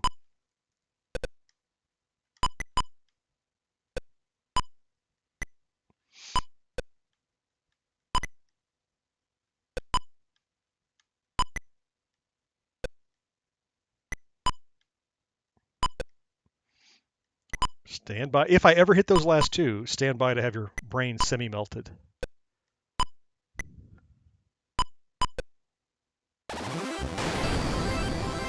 And we're out.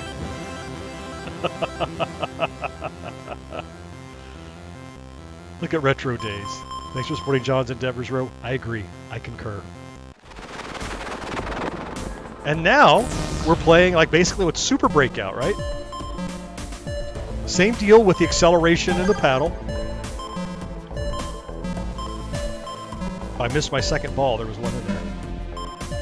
I don't understand why, but if you look on the left, see how it's filling up the blocks? I think when you get streaks of blocks, it's worth a bonus. So watch how it scores at the end when you clear the level. It's assuming I clear the level.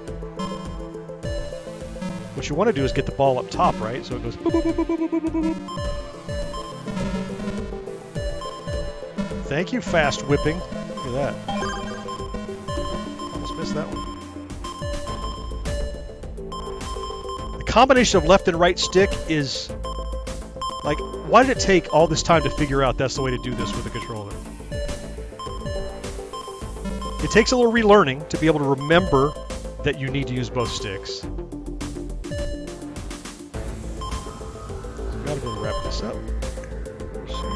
Probably got one. Oh, get up there. Alright, that should get that one. No. Erg.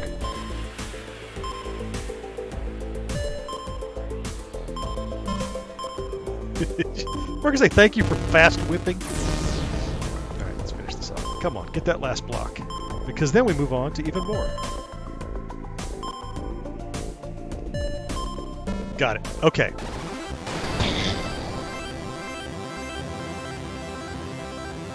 As you move the paddle, it moves the analog stick accordingly. Yep. But the right and left have different velocities. Oh, as you move the paddle. Paddle. Yes, of course. But I have the joystick here. So see how they added up? That's I'm sure if I read the instructions. Just because I have instructions, I'm going to read them. Oh, this one is time somehow. See, there's a little clock. I'm busy looking around. This level sponsored by Purina.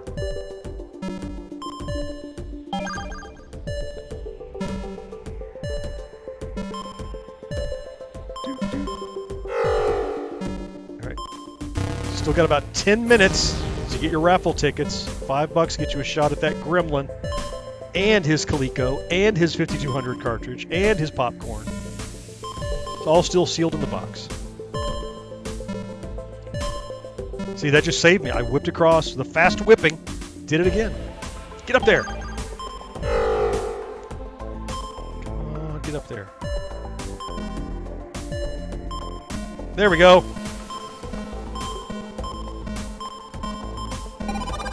That's what you want. Another little wave. Too bad they didn't include the Chuck Wagon game. Again, probably licensing, and probably nobody's going to miss it, really, other than just the novelty. I mean, I have it in emulation. I don't know if I've ever played it. I don't know what the game is like, honestly. Oops. This last ball? I mean, even if I die here, I have to... Look, there's so much to show you. It's not like we're just looking... Right? It's not like we're just looking at this new Breakout game. There's hundreds of things to look at here. Games and videos and... Oh, look at the progress meter on the left. Oh, that's how long until it advances, I think. See the little timer? It's filling up across the top? That's cool. Blast off. All right. That's okay. It just keeps getting cooler. All right, so now, but there's another game inside of this, Battle Breakout. Check this out. So side on side. So I'm red.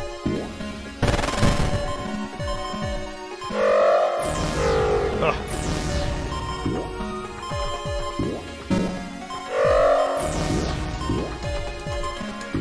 So I like you're adding blocks to the other guy and you're pushing the play field.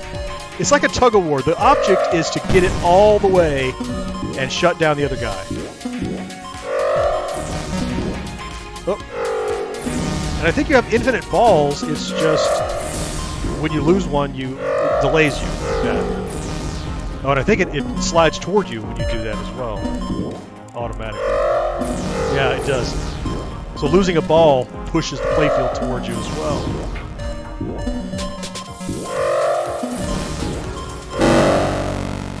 So I got a point.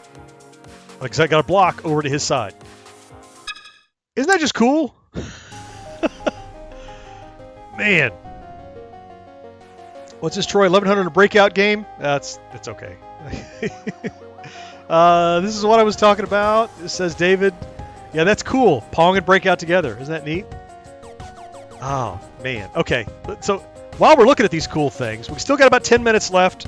Again, this Gremlin, $5 for a ticket.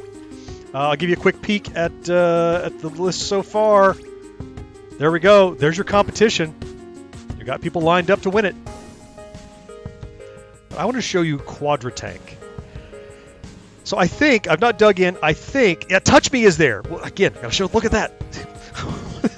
I'm not going to look at everything I want to tonight, I'm sure. This might be a second live stream.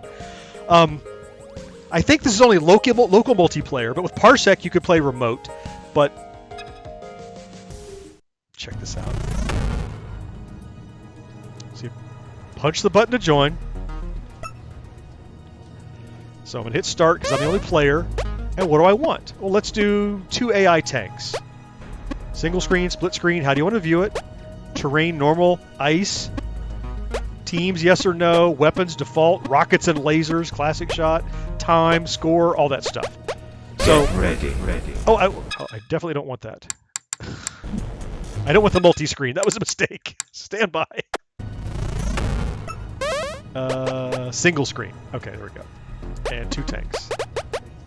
Get ready. Now, the first thing I want to point out is that it steers, power-ups, it steers like Battlezone with the left and right truck. So you drive forward, and then you turn by rotating like that. I don't know if you can see my stick. And then you fire with your trigger.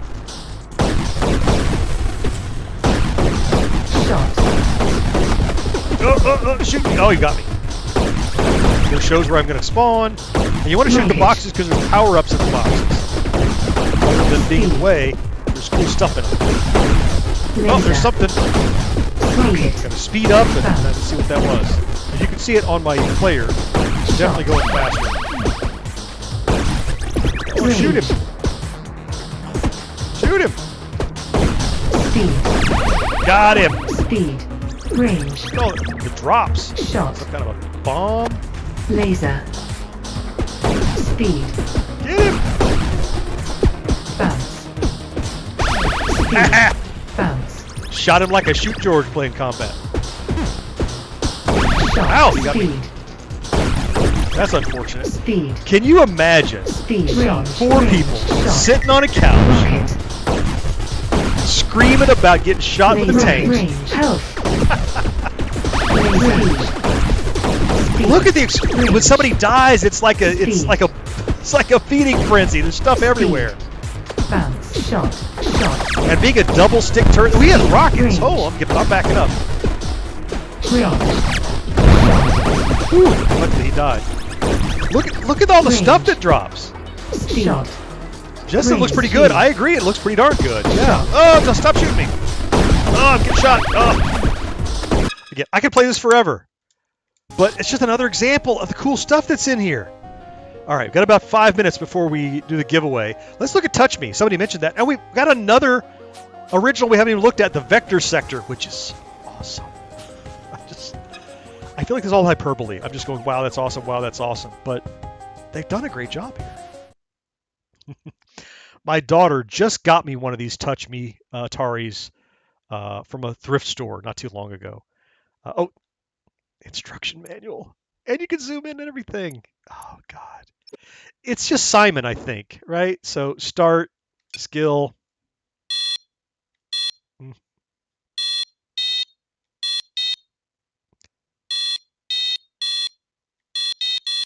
It has 3 different difficulties. Maybe that's just how much.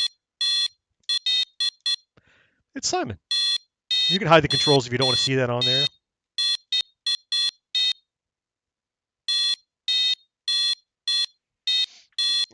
Don't touch me. I've never played that game before. Yeah. I'm gonna save Vector Sector for after we give away the Gremlin, because that thing. So, if you don't know, very briefly, the Swordquest series. This is gonna. Don't let me insult your intelligence if you know all about this. The 2-minute version of Swordquest is Atari had this brilliant idea in like circa '82, real bad timing, to do this huge contest across 4 different games. And you would play the game along with a comic book, find hidden stuff, mail it off, and they would bring a certain amount of people to California to play in these championships, and you would win like a real like RPG kind of adventure thing, like a talisman and a sword and a scepter, and finally this giant chalice, I think, was the big, right? Maybe the sword was the big deal. Anyway, and at the end, like, it was worth like $50,000 or something, the grand prize.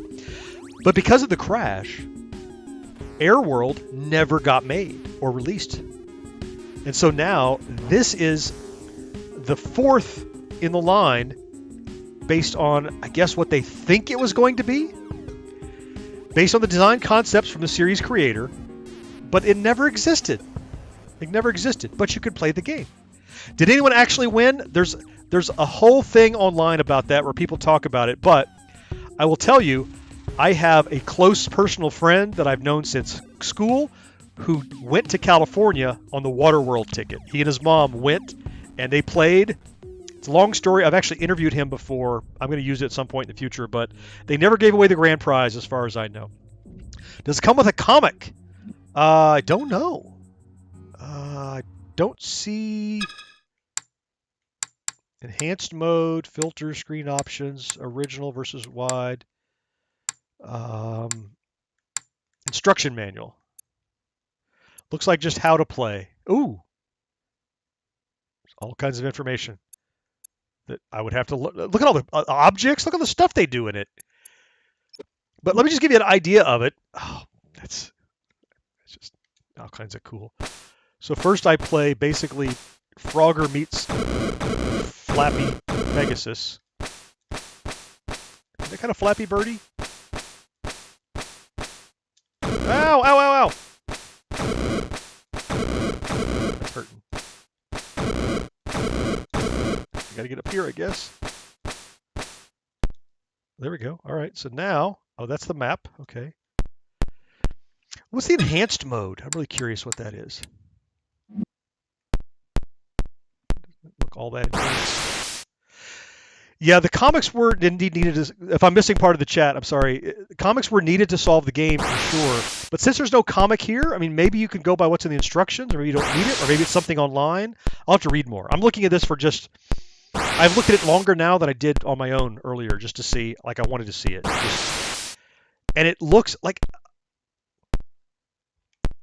I feel like this is written within the constraints of the 2600 hardware. Like this could run on a cartridge if it wanted to. It doesn't look crazy. Well, there's some bordering on some... Yeah, there's some thin lines that might be a little too small for the playfield. Oh, I see Miss So lamenting the loss of something. So all these... We looked in the manual, all these patterns on the floor mean something. Remember, we saw like all this? Like what's on the floor in the room tells you what's that hexagram or something. Just the fact that it exists is just insane. Man, okay. All right, it's time to give away. It's time to give away our Gremlin. So let's pop over here. Jess, I also never I never played it a lot. Look, I had the first one. I never played it a whole ton. My buddy, he actually cracked the code. That's how he didn't like solve the game. He figured out how to decode the comic book. And then when he got to California, he did crappy. Because he's just too smart for his own good. You're talking about the comic, not the comic packed in, but there was a comic like series. You could buy all of it. What do they call that? A graphic novel compiled. You can get all of it together for like $12 on Amazon. It's cheap. Okay, it's time to give this thing away. Looks like everybody who wants in got in. You'll have an opportunity to get in. I have one more cool thing coming up. Last one of the night. So we're looking at the Gremlin. Let's do a quick shuffle. All right, everybody. Again, if you left after you bought a ticket, you could still win. Just if you find out that you won by looking at the replay, contact me in the next week and we'll get this shipped off to you. But for now, it's time to find a winner. Here we go. Ready? Good luck.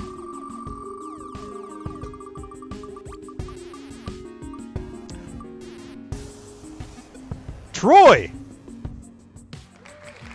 Here we go. Did I type your name wrong? Is it Troy? It is Troy. I kept calling you Tony. It is correct. I got it right. But you win. You got it. Well done. Okay, so again, you can drop me an email at John, that's Jon, at GenXGrownUp.com, or you can pop into our Discord server at GenXGrownUp.com/Discord and drop me a message. However you want to do it. You let me know, and we'll get it shipped off to you. Cool. Thank you for your support, most importantly. But, yeah, so congratulations. I really appreciate your help. I think this is working. You guys seem to enjoy. Look, it doesn't take up too much time, and we can get right back to the game. I think that's really cool. It's nice to have those videos in this game to enter the kind of the prizes. But okay, I have one more for you. I think this is going to be in high demand because of how good it is. I don't know what it's going for. You guys can decide. I know what it's worth to me, and I have an extra. So we're going to raffle it off again as a fundraiser. I did a review of this on the channel, and I giggled most of the way through the review because I was just so giddy with it. So in case you haven't had a chance to get one, for a $5 raffle ticket, we're going to go again. We're going to go for about 30 minutes. I have the world's smallest Atari 2600, the Tiny, that has the single-player combat, that has the original Pac-Man in there. It's actually a port of it, and it has all those other games. We're talking $5 get you a chance to win this. It sold originally for $25. They're not in the stores anymore. Tony is absolutely in on this. I feel like a home shopping network. Lovely zirconium coated. So if you haven't gotten one, you're looking for one. For just $5, you get a shot at it. Tony's the only one in. He's going to buy 2 tickets. He's going to win it if nobody else gets in. So Tony, I'm going to get you added right now to get the wheel started. And then we're going to go back to the games because we haven't looked at Vector Sector yet at all. There you go. You're dark blue and light blue. You're in.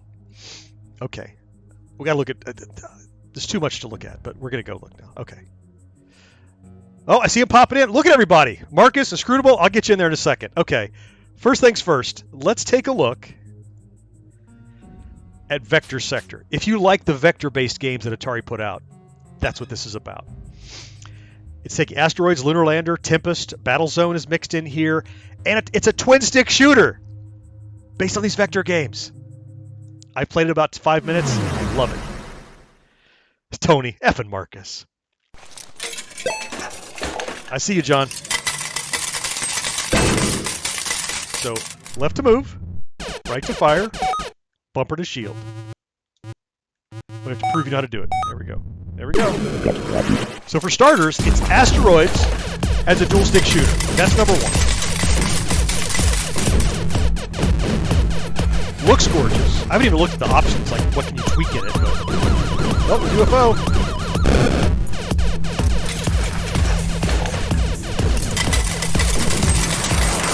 Then it's Lunar Lander.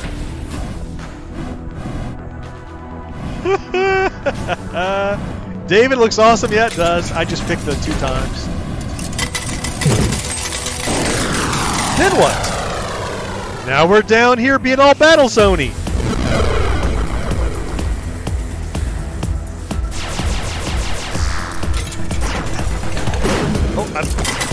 forgot what button shoots. Oh, you use left stick. That's right. Hiccups? What? What the hell? This is amazing and crazy. Oh, I'm down to one ship. I don't even care. A little Star Warsy, if you ask me, too. Oh, I forgot I had a shield.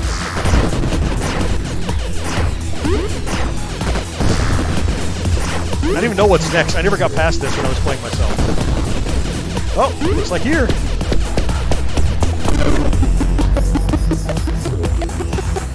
What are you doing? Like Beam Rider? Yeah, John looks cool. Al's got to run. Al.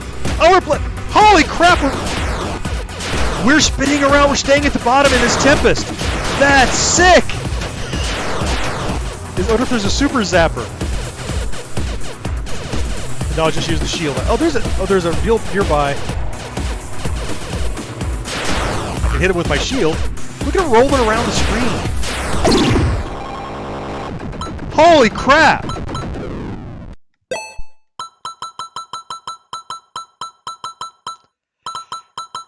I'm real sorry, but I'm gonna have to play this again. This is amazing. Is it just me, or is this damn cool? No, I see a lot of nice mix of games. Yeah, I see you. I gotta go again. So local co-op, you're tethered, which is Space Duel, basically, right? You have to prove you know how to play, and then you get ready. Marcus doesn't care for it. Are you being contrarian again? I know you're being a contrarian.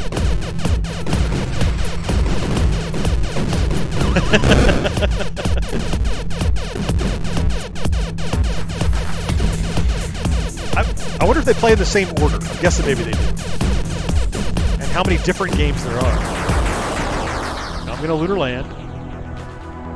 Alright, so there's a 3X over here. I should try for that, right?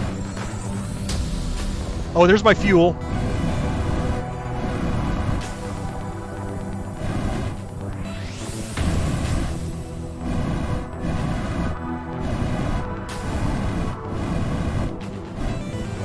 Oh! Hit it too hard. Alright, well, let's do the 2 times then, because apparently... Well, my landing was the problem. It was the velocity that got me. Whoa! Man. Slow it down. Slow it down. Got it. Look at achievement. Coming in hot was my achievement, I guess, for crashing.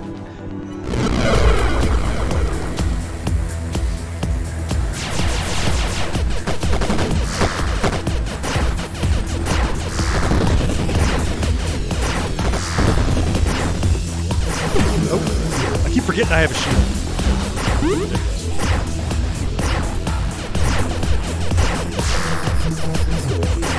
Gotta look way in the distance.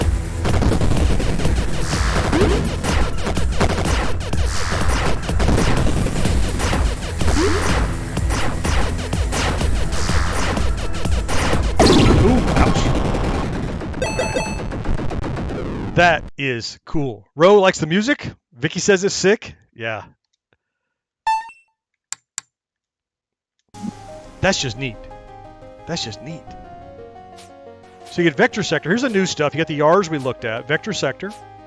You get a copy of Touch Me. That's not new. It's just emulated. Swordquest Air World, brand new. Quadratank is brand new.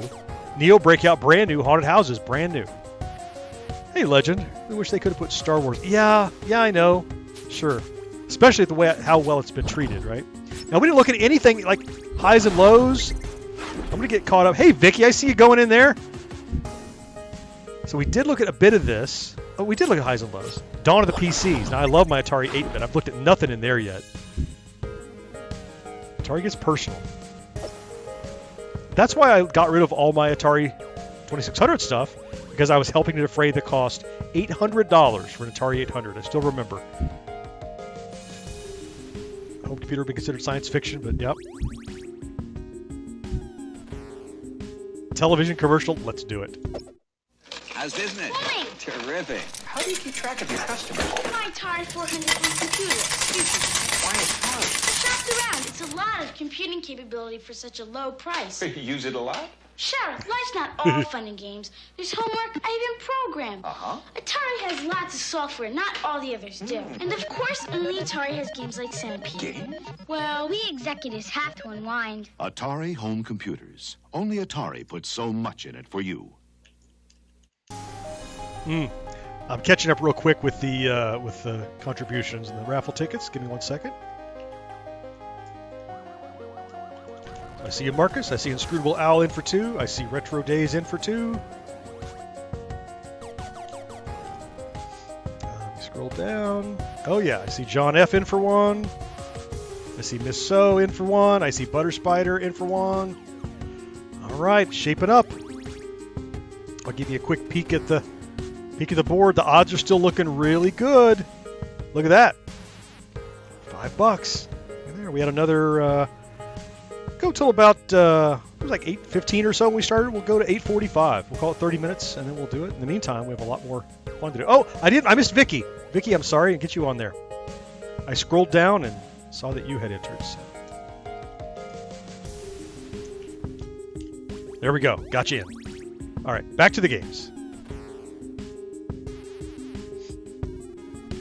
So I would like to look at some computer stuff. So I know there's my beige tank, that 800. That thing was a friend to me. Oops. How do I open it? Close that. Okay.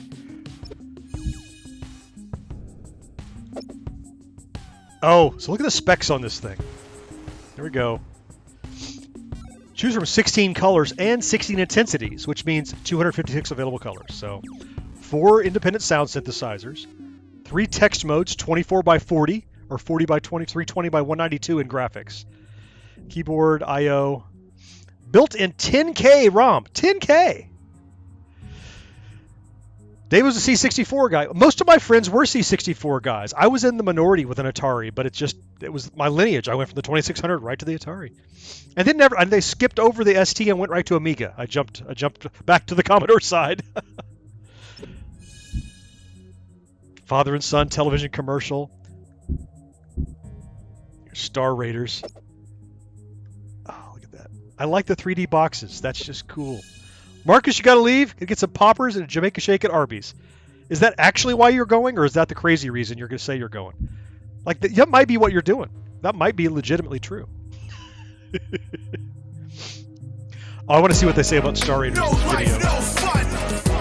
Oh, a new subscriber. Who popped up? Sarah Lowwater. I don't know if you're here. If you are, welcome. Thank you for subscribing. I'm going to take a look at this video right quick. Well produced, by the way.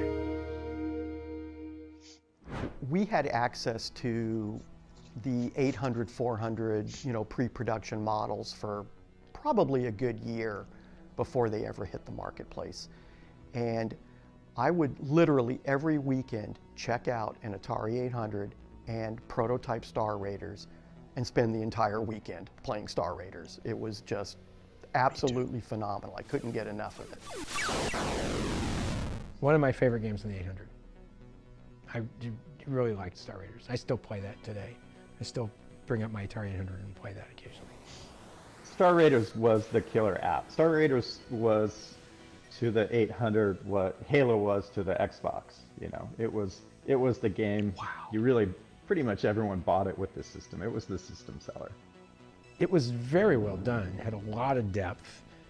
It was easy. It had easy modes where people could get through it, and you could work up to the harder modes. And the harder modes just made things a little more difficult. They didn't penalize you for getting good at the game. So I'll look back with my 800. And I actually did buy an Atari 800 in the company store, and I paid full price for it, full employee price.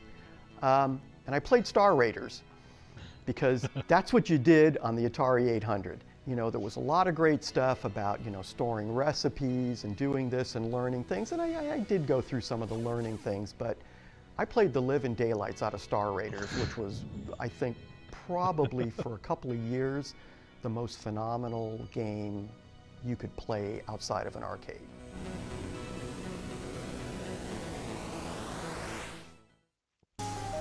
I see you guys remembering the commercial, everything, and they pile it all up there. Yep. I saw Max was asking about Frogger. I doubt Frogger is here because that was published by Parker Brothers. But I will look. Sort by title.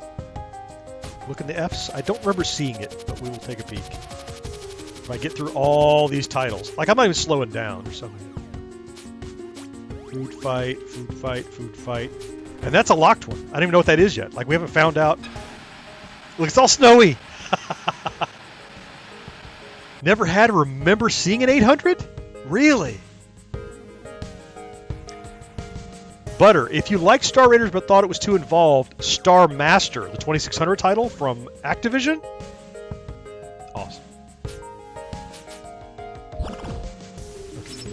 Let's come down here and look at what's in the future and beyond here. So that's going to get into Jaguar and Lynx. Atari comes roaring back.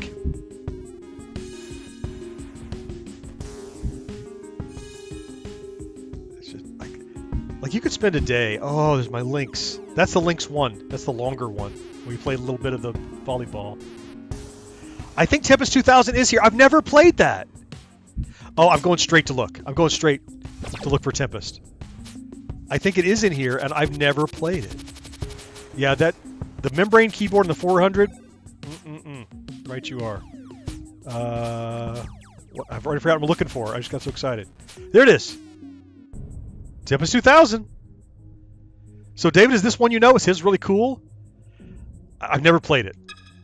That's about to change. Ooh.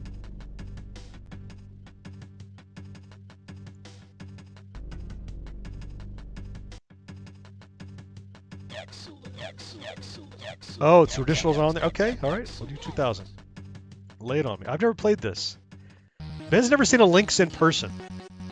I had 2 of them for a short time, but I parted with them.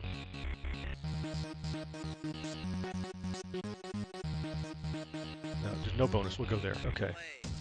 This was a Jaguar game, right? So that's the tube, I guess, yeah. So you figure out... So it's left, right. I got it. Okay. It's like a breakout paddle. Gotcha. A power up. I shot a power up, I think. Ooh, that's interesting. I've seen it, never played it. Wasn't this going to be a launch title for the VCS? Like, wasn't there pictures of people putting like Tempest 4000 or something, like the iteration of this? And then it didn't happen. I didn't see it on there. Collect the power. I didn't see any power ups. I'd like to collect them. Now they're out here. Woohoo! Eat electric death ray.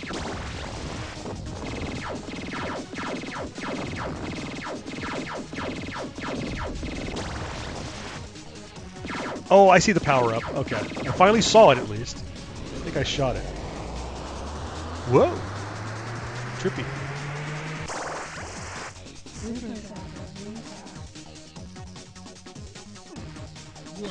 I mean, it's Tempest. I think this would be fun with a spinner too, of course. What are the power-ups? Oh, money. Points. Got it. That's a bullet. That's not a power-up at all.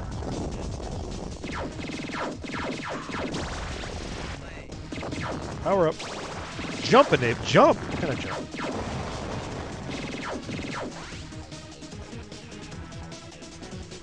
Oh, I can zoom out. That's interesting. Whoa. That's pretty cool. Oh, let's see what's in here. Look. There's the 2000 manual from the Jaguar. I'm guessing the same kind of glossy black and white that we saw in the Lynx around the same time. Best game on the Jag, Jeff Minter. That makes sense. Oh, there's that Jag controller. Check that thing out. Took inspiration from everything else. I mean, all the other Atari stuff. It had like the 5200 numpad, and it had the analog sticks from the 5200. Again, fully mappable. You can map keys, and you can remap controls. It's about time. That's really cool. Whew. Yeah, I can quit out of that. Okay, I was going to go look at some 8-bit stuff. which is down here. Because I think Bounty Bob, yeah, that's the sequel, Miner 2049er. Oh, I don't know if y'all played this game, but I'm about to. Oh my god. I love this game! This is the game I probably played the most in Atari 8-bit emulation. It felt so good. Oh, Mule is insane. You got to play with at least 2 people, though. You can't play Mule by yourself with computers. That's no fun. For a long time, there's been a Mule in like an online kind of like Catan kind of deal version of it, but I don't know how that's coming along. I love Bounty Bob. Man, if you ever get a chance, read up on Bill Hogue, the kid who founded Big 5 Software. He quit high school, and he and his friends made hundreds of thousands of dollars and like a legit business, and bought an office building, and they were making money hand over fist just being a software house selling computer games because nobody else was doing it like that. And this was one of their, if not their biggest hit, was Miner. It had sequels, a sequel. It's had ports in current times. All right, I can just sit and play this all day, but instruction manual. Oh, wow. Oh, there. Speaking of Bill Hogue, there he is, right there. Remappable controls, full screen mode. Man. All right. I'm taking requests. Anything you'd like to see played or looked at? I think I got about another 15 minutes or so before we give away this cool world's smallest Atari 2600. This is a lot of fun to play with. Even just the display piece inside, it's got a little like shag carpet and wood paneling, and it's fun. Admittedly, it's not 2600 titles on it. It's a whole bunch of other arcade ports. I'll check for Towering Inferno. Give me a second. Again, $5, get you a shot. So let's check for you, Mike. Towering Inferno. I'm gonna go by title. Put on the T's.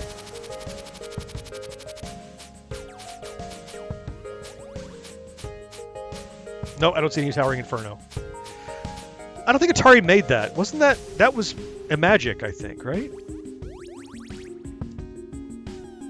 Yeah, let's why don't we sort by title? And let's give these a quick walkthrough, because aside from the ones I haven't unlocked, I haven't even looked to see what all there is. So I'm just going to do a quick pass through.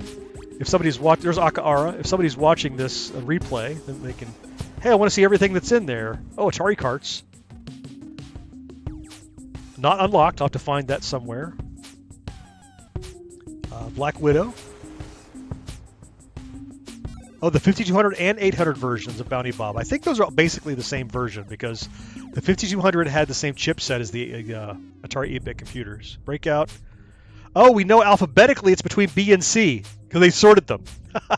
We just don't know what it is. Cavern. Oh, I gotta take a quick look at Caverns of Mars. This is an Atari computer title.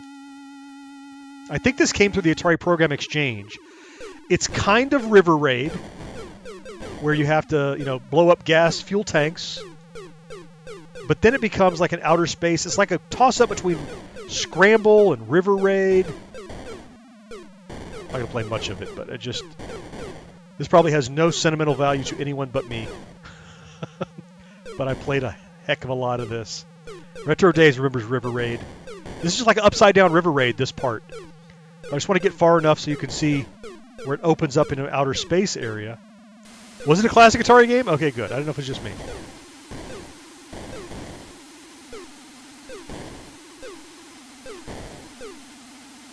The red ones are fuel ships, I believe. Yeah, they're flashing F. Stay alive. Oh, I hit one. Feels awkward going down screen. Well, if you're used to River Raid, for sure. But I played this before I played River Raid, I think. No, that's not true. That's not true. I played River Raid on the 2600, so. Anyway, awesome. back to running through the games because they're just so doggone many. All the Centipedes, Cloak and Dagger. That was released as something else, do they tell us? Agent X, yeah. It started as Agent X and it became Cloak and Dagger when the movie started to come out. This is a Jaguar game, Club Drive. Why does combat look so weird? That's alternate art for it. It's interesting. Anyway. Something that starts with a C in the middle here. Crystal Castles, couple of versions. Cybermorph. Is Millipede here? It is. You want to take a look at it? We'll get to it in a second here. Dark Chamber. Dark Chamber was 89. That was on 1978. On the 7800, 1989. I can't say that right. 82 for Demons to Diamonds. Demons to Diamonds is featured prominently in Atari Mania. And it's not a game I played a lot of, but I kind of know how to play it now. Can you sort by type of genre? I don't know. I think you have recently played, year, platform, and title. Not by genre, unfortunately. So let's continue our way through these. Crystal Castles. Gotta love some Bentley Bear, right? Cybermorph. All right, so we're caught Demons Diamonds. Yeah, dodge them. Jaguar game. Fatal Run. A couple of Fatal Runs. 26 and 78. So there's a couple racing games. But you can't sort by genre, unfortunately. Sorry. Fight for Life. There's Fire Truck. I just want to take a look at Fire Truck just because. Oh, look at that. Look at the volcano buttons.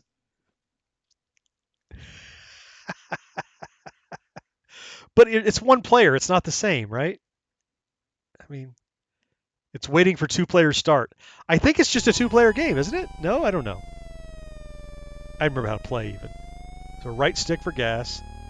All right, so if it's single player, the back just follows you.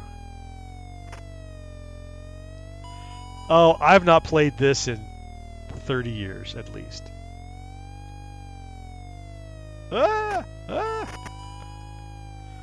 I'm just getting lost in this. Okay, that's too cool. What do we got in here? View the flyer? Ooh. Cool.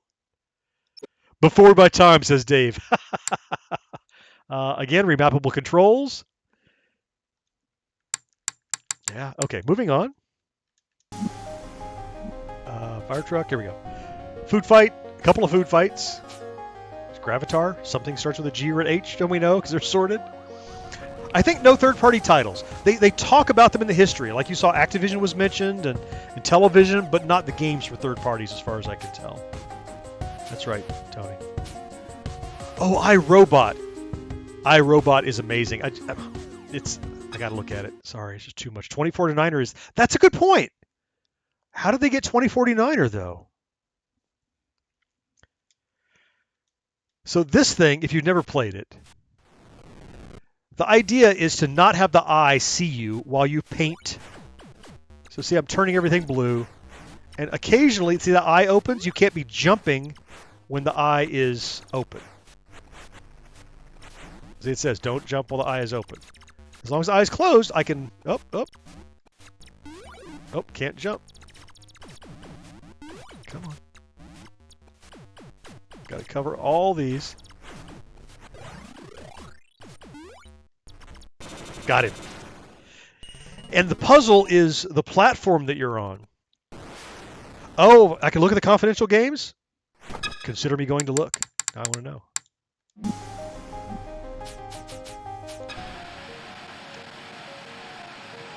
It's a clue. A battleground in Sector 3 on Fields of Golden Void. If guests appear, don't hesitate, for both must be destroyed.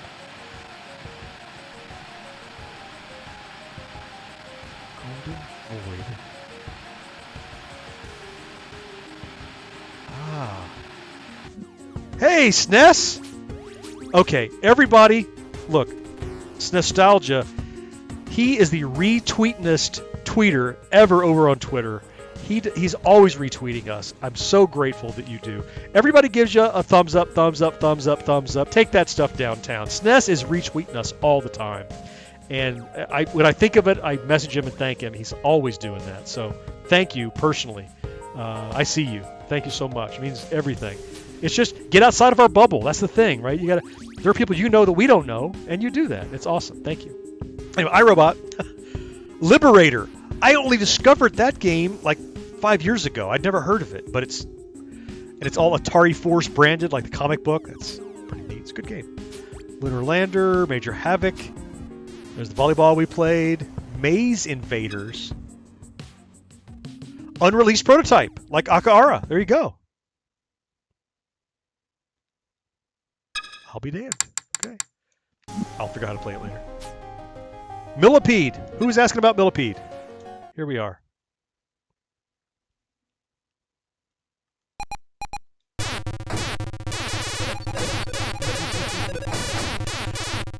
Millipede is on this tiny Atari 2600 that we're going to be giving away in about 5 minutes here.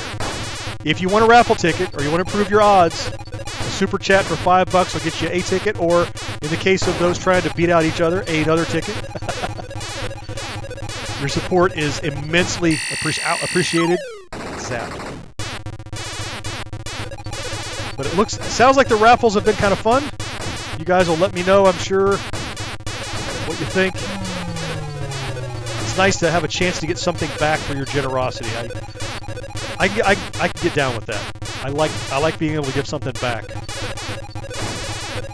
Makes me feel better about some of you that are so obscenely generous, because I have a chance to pay you in kind. I mean, Millipede, right? Oh, let's see the flyer. Oh. Can I just export these images? Like, this artwork is... Stu Baca! Welcome! We're trying to wind up here by 9 or so. We're just about to wrap up. We have one last raffle that we are doing. It's if you're interested, I'm not goading you. It's a chance to win the world's tiniest Atari 2600. Just $5 gets you a ticket. And right now, here's how the field looks. We'll just pop this up. John, you're having a good time? That's all I want. That's what I want. I want to make sure I'm giving you something that has earned your viewership. And if you're having a good time, that's what I want. Loot Blocks, I'm a huge fan of you, and I'm telling you that I will give you 5+ subscribers on my other... Okay. I mean, thank you for the 5+ subscribers. I'll take 500 views if you have those laying around, too. Thank you so much. The numbers, you got to get the algorithm working. So there's still a chance to win. You only got... See how many people are up against you. We're going to give this away in another 5 minutes or so. But in the meantime, yeah. Where were we at? We're digging into games. I hadn't even got that. Millipede. Several Millipedes. There's Miner. Missile Command. 2 Missile Command. 3 Missile Commands. Missile Command 3D from the Jag. Okay, I've never seen that. So now I've got to look at it. I've never seen anything on Jaguar, but I want to see what they did. Legend Odinson. Welcome. Wish to make a trackball for current systems. I mean, they do make USB trackballs that you can use with your PC, but it's kind of a kludge. It's not like a plug and play, right? What's 3D about it? I mean, other than it's extruded. Oh, I'm sitting in a turret.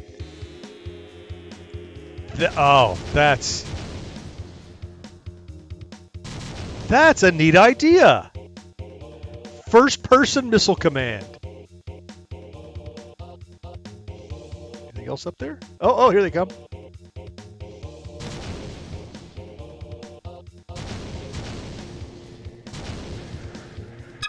That's kind of stupidly cool. Instruction manual. Oh, yes, please.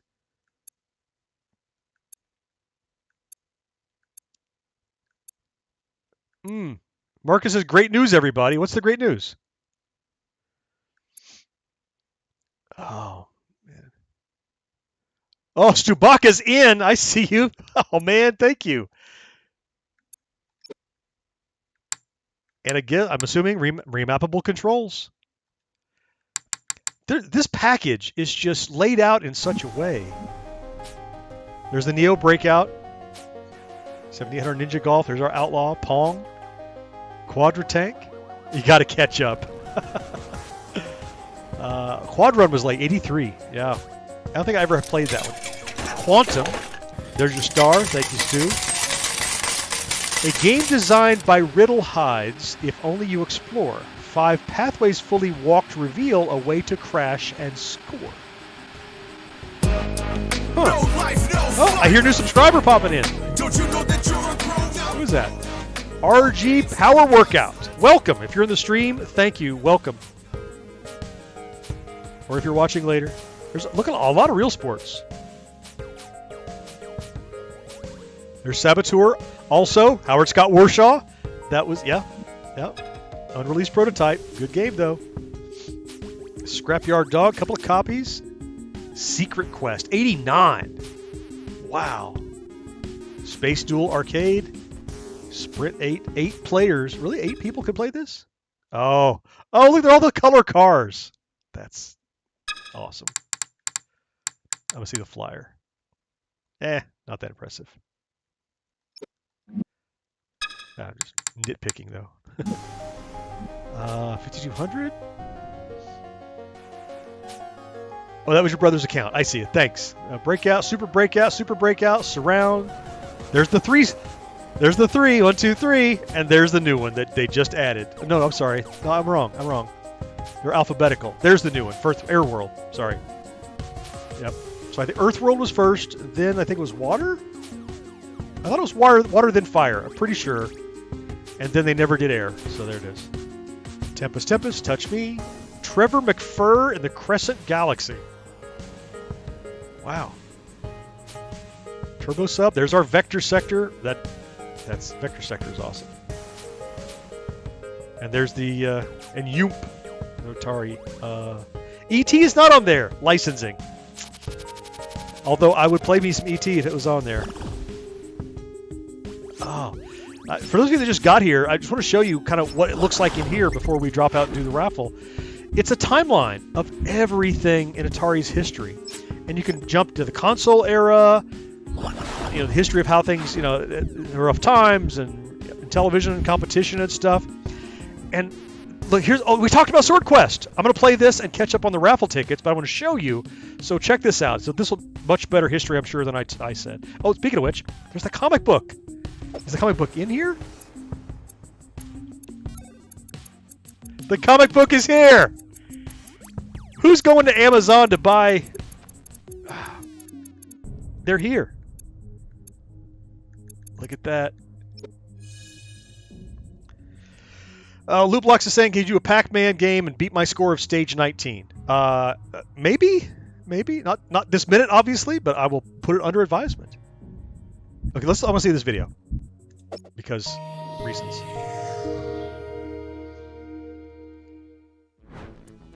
So Adventure was a really popular product.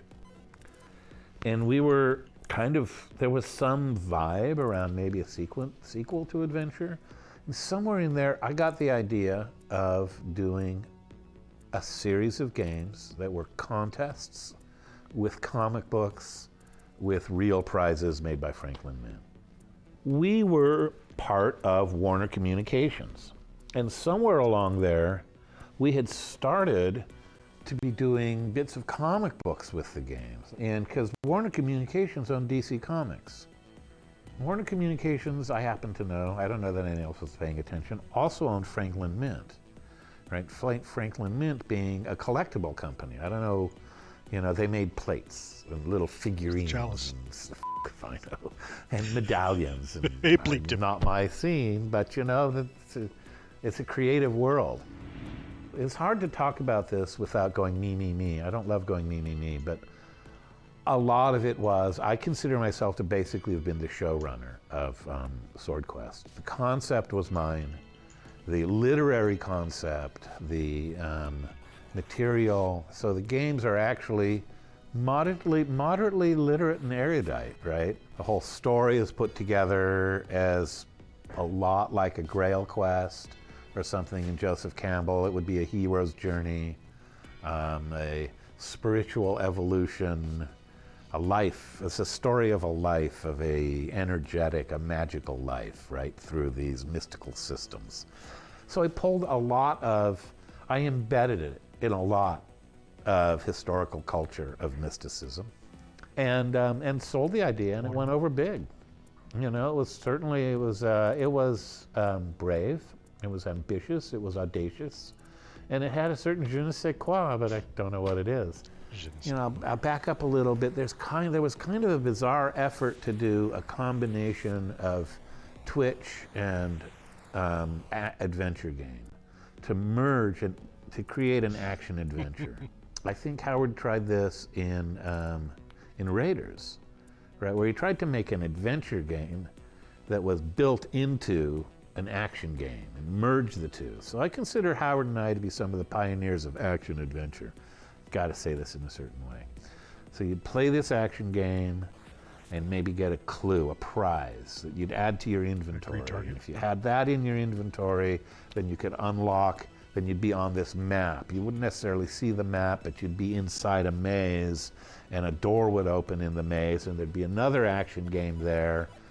And so it was kind of like a first-person adventure with action elements. That was basically, and you know, I gotta, looking back at it when I say it that way and knowing what was in the times, it was very audacious.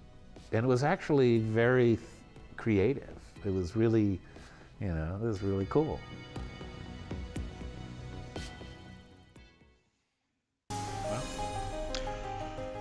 Okay. It's time. I got you on there, Stu. Your 5 spots. Thank you. So if you missed out on this, everybody who's in, we're going to call it here. Time to spin the wheel. If you're not here, if you had to leave, you can still win and qualify. Just make sure you reach out to me within a week, next Friday. You can do it by emailing me, John, Jon, at GenXGrownUp.com, or hit me up over on Discord through Miss So's suggestion. I put the link to Discord right up there. We welcome all of you. If you're enjoying this stream and having a good time, you would enjoy the awesome people that are over there. Loopblock says, how did you get the Numbskull arcade? It's all off sale. I tried everything, but I was all in stock. Which Numbskull arcade? There are a lot of them. I think the only one I actually have is the power bank. I'm drawing a blank. Polybius. That's the only one I've got. And I pre-ordered it. That's how I got it. Yeah. All right. I don't have the Numbskull Pac-Man. Although I know somebody that does if you're shopping. All right, we're going to spin. Here we go. I've already randomized. Good luck. Somebody's going to win this cool World's Tiniest 2600. Here we go.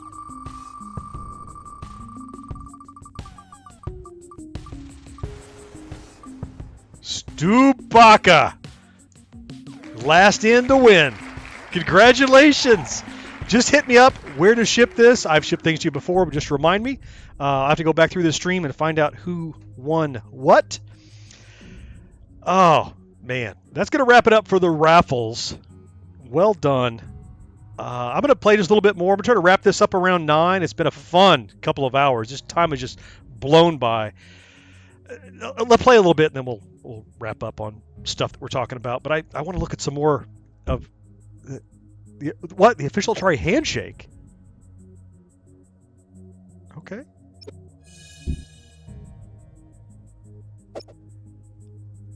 From a magazine, Rebus Font, yeah. So what is that? Defender, Home Run,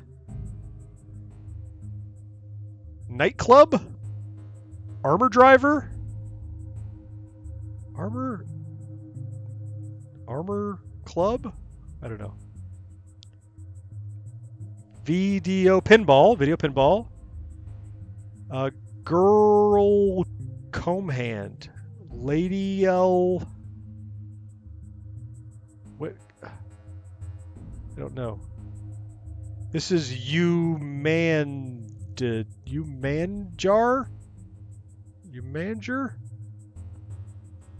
You're screaming at I'm sure you're screaming at your computer like, no, you dummy, it's this. I don't know what 5 is, or 3, or 6. Hey, Fungible. Hair comb, hand comb, pocket comb. 3 is night driver. I said driver. I said like an armor driver, which is stupid. Video Pinball. What's the girl with the hair? Girl L. Comb hand. Girl hand comb. The handshake. I don't. Yeah, it's the handshake of. Are there answers down here? No. You need to know them and enter for a prize. Anyway, another cool thing. There's our 5200 with a horrible controller. Ooh, the trackball. That's a beaut. A tragedy. Look, I'm not going to start a whole nother documentary here, but somebody said up above, forgive me, I didn't read you at the time, but they said, look, with the games, the videos, the history, the artwork, what did I miss? The original games, the legacy, the unreleased, it feels like a steal for $40. If this is the kind of thing that you're into, like I am, I hear it got delayed on the VCS. That's their platform, but it got delayed there. But if you buy it there, we were saying before, I think Target was saying it's $10 off on the VCS. I just picked it up on Steam for $40, and man, it went great. It went great. It's a lot more than $40 in here. Yeah, that's what John's saying. Totally worth it. There's just so much. There's just so much here, and I'm guessing hidden stuff that I've not found, and I barely touched this. There's so much more we could do. Yep. Look, I think it's probably a pretty good time to wrap it up for tonight. I mean, we've gone 6:30, 7:30, 8:30, 2.5 hours, the time flew by. You guys have made this so much fun for me.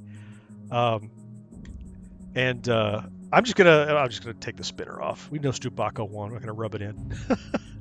I just want to say real quickly, I want to thank you guys so much for being here, for participating, for all the entertainment, for all your chat and everything. This is one of the first times in a long time I remember that I couldn't keep up with the chat because there were so many of you contributing so much information. I've been to a lot of live streams where dead, nothing's going on, nobody's talking, nothing interesting, and you guys just keep it interesting. It's all I can do to keep up, and your generosity for the raffle. It looks like you guys like the raffle. The good news is I have a lot of crap. I would rather give it to subscribers and viewers who participate and feel like supporting me than try to pawn it off on eBay and give eBay a bunch of fees. That makes more sense to me. So I think I'll continue to try to do this. I have no shortage of cool stuff to raffle. Believe me. David, thanks, John. First time on. I hope to contribute more. You've done it. You've done it. You've been watching for a long time. You're just saying it's the first live, right? Because I see you commenting a lot and for a long time. Yeah, I'll drop in here. One more thing that I'll just mention is if you're not already, I'm going to go ahead and plug my vlog. If you're not watching that, I'll just put it in here it's called and so, as I mentioned, recently I was laid off from my job. And so rather than leaping into something, I'm working really hard right now to try to make content creation a full-time gig. This is the vlog. So every day, every morning, I post a vlog talking about my progress and my mental state and my emotional state trying to make this work. And if you're interested, if you like the stuff that I do and you want to go along on that ride with me, I would welcome you over there. It's again every morning. It's not. There's no requirement. We're not taking roll. You watch when you want to watch, or one week you watch them all. But a lot of people have made it their morning routine. Drink coffee and watch my 10 minutes of me talking about what I did on the channel. And if you want to know what's on GenXGrownUp next, we talk about that. I talk about that over there all the time because that's what I'm doing every day, full time now. Stubakis is a great way to start the day. Thank you for being over there. I don't know what else to say other than thank you all again for your participation, your engagement, your generosity, just for being you. I hope you enjoyed this. I hope you have a fantastic night tonight, and we'll do another one soon. I've had a great time. I want to do more. I had trouble getting motivated, but now I'm here, and I love it. You guys are all here. So that's it. I'm going to wrap it up at that. Thank you all so much, and until next time, take care of yourself. Bye-bye.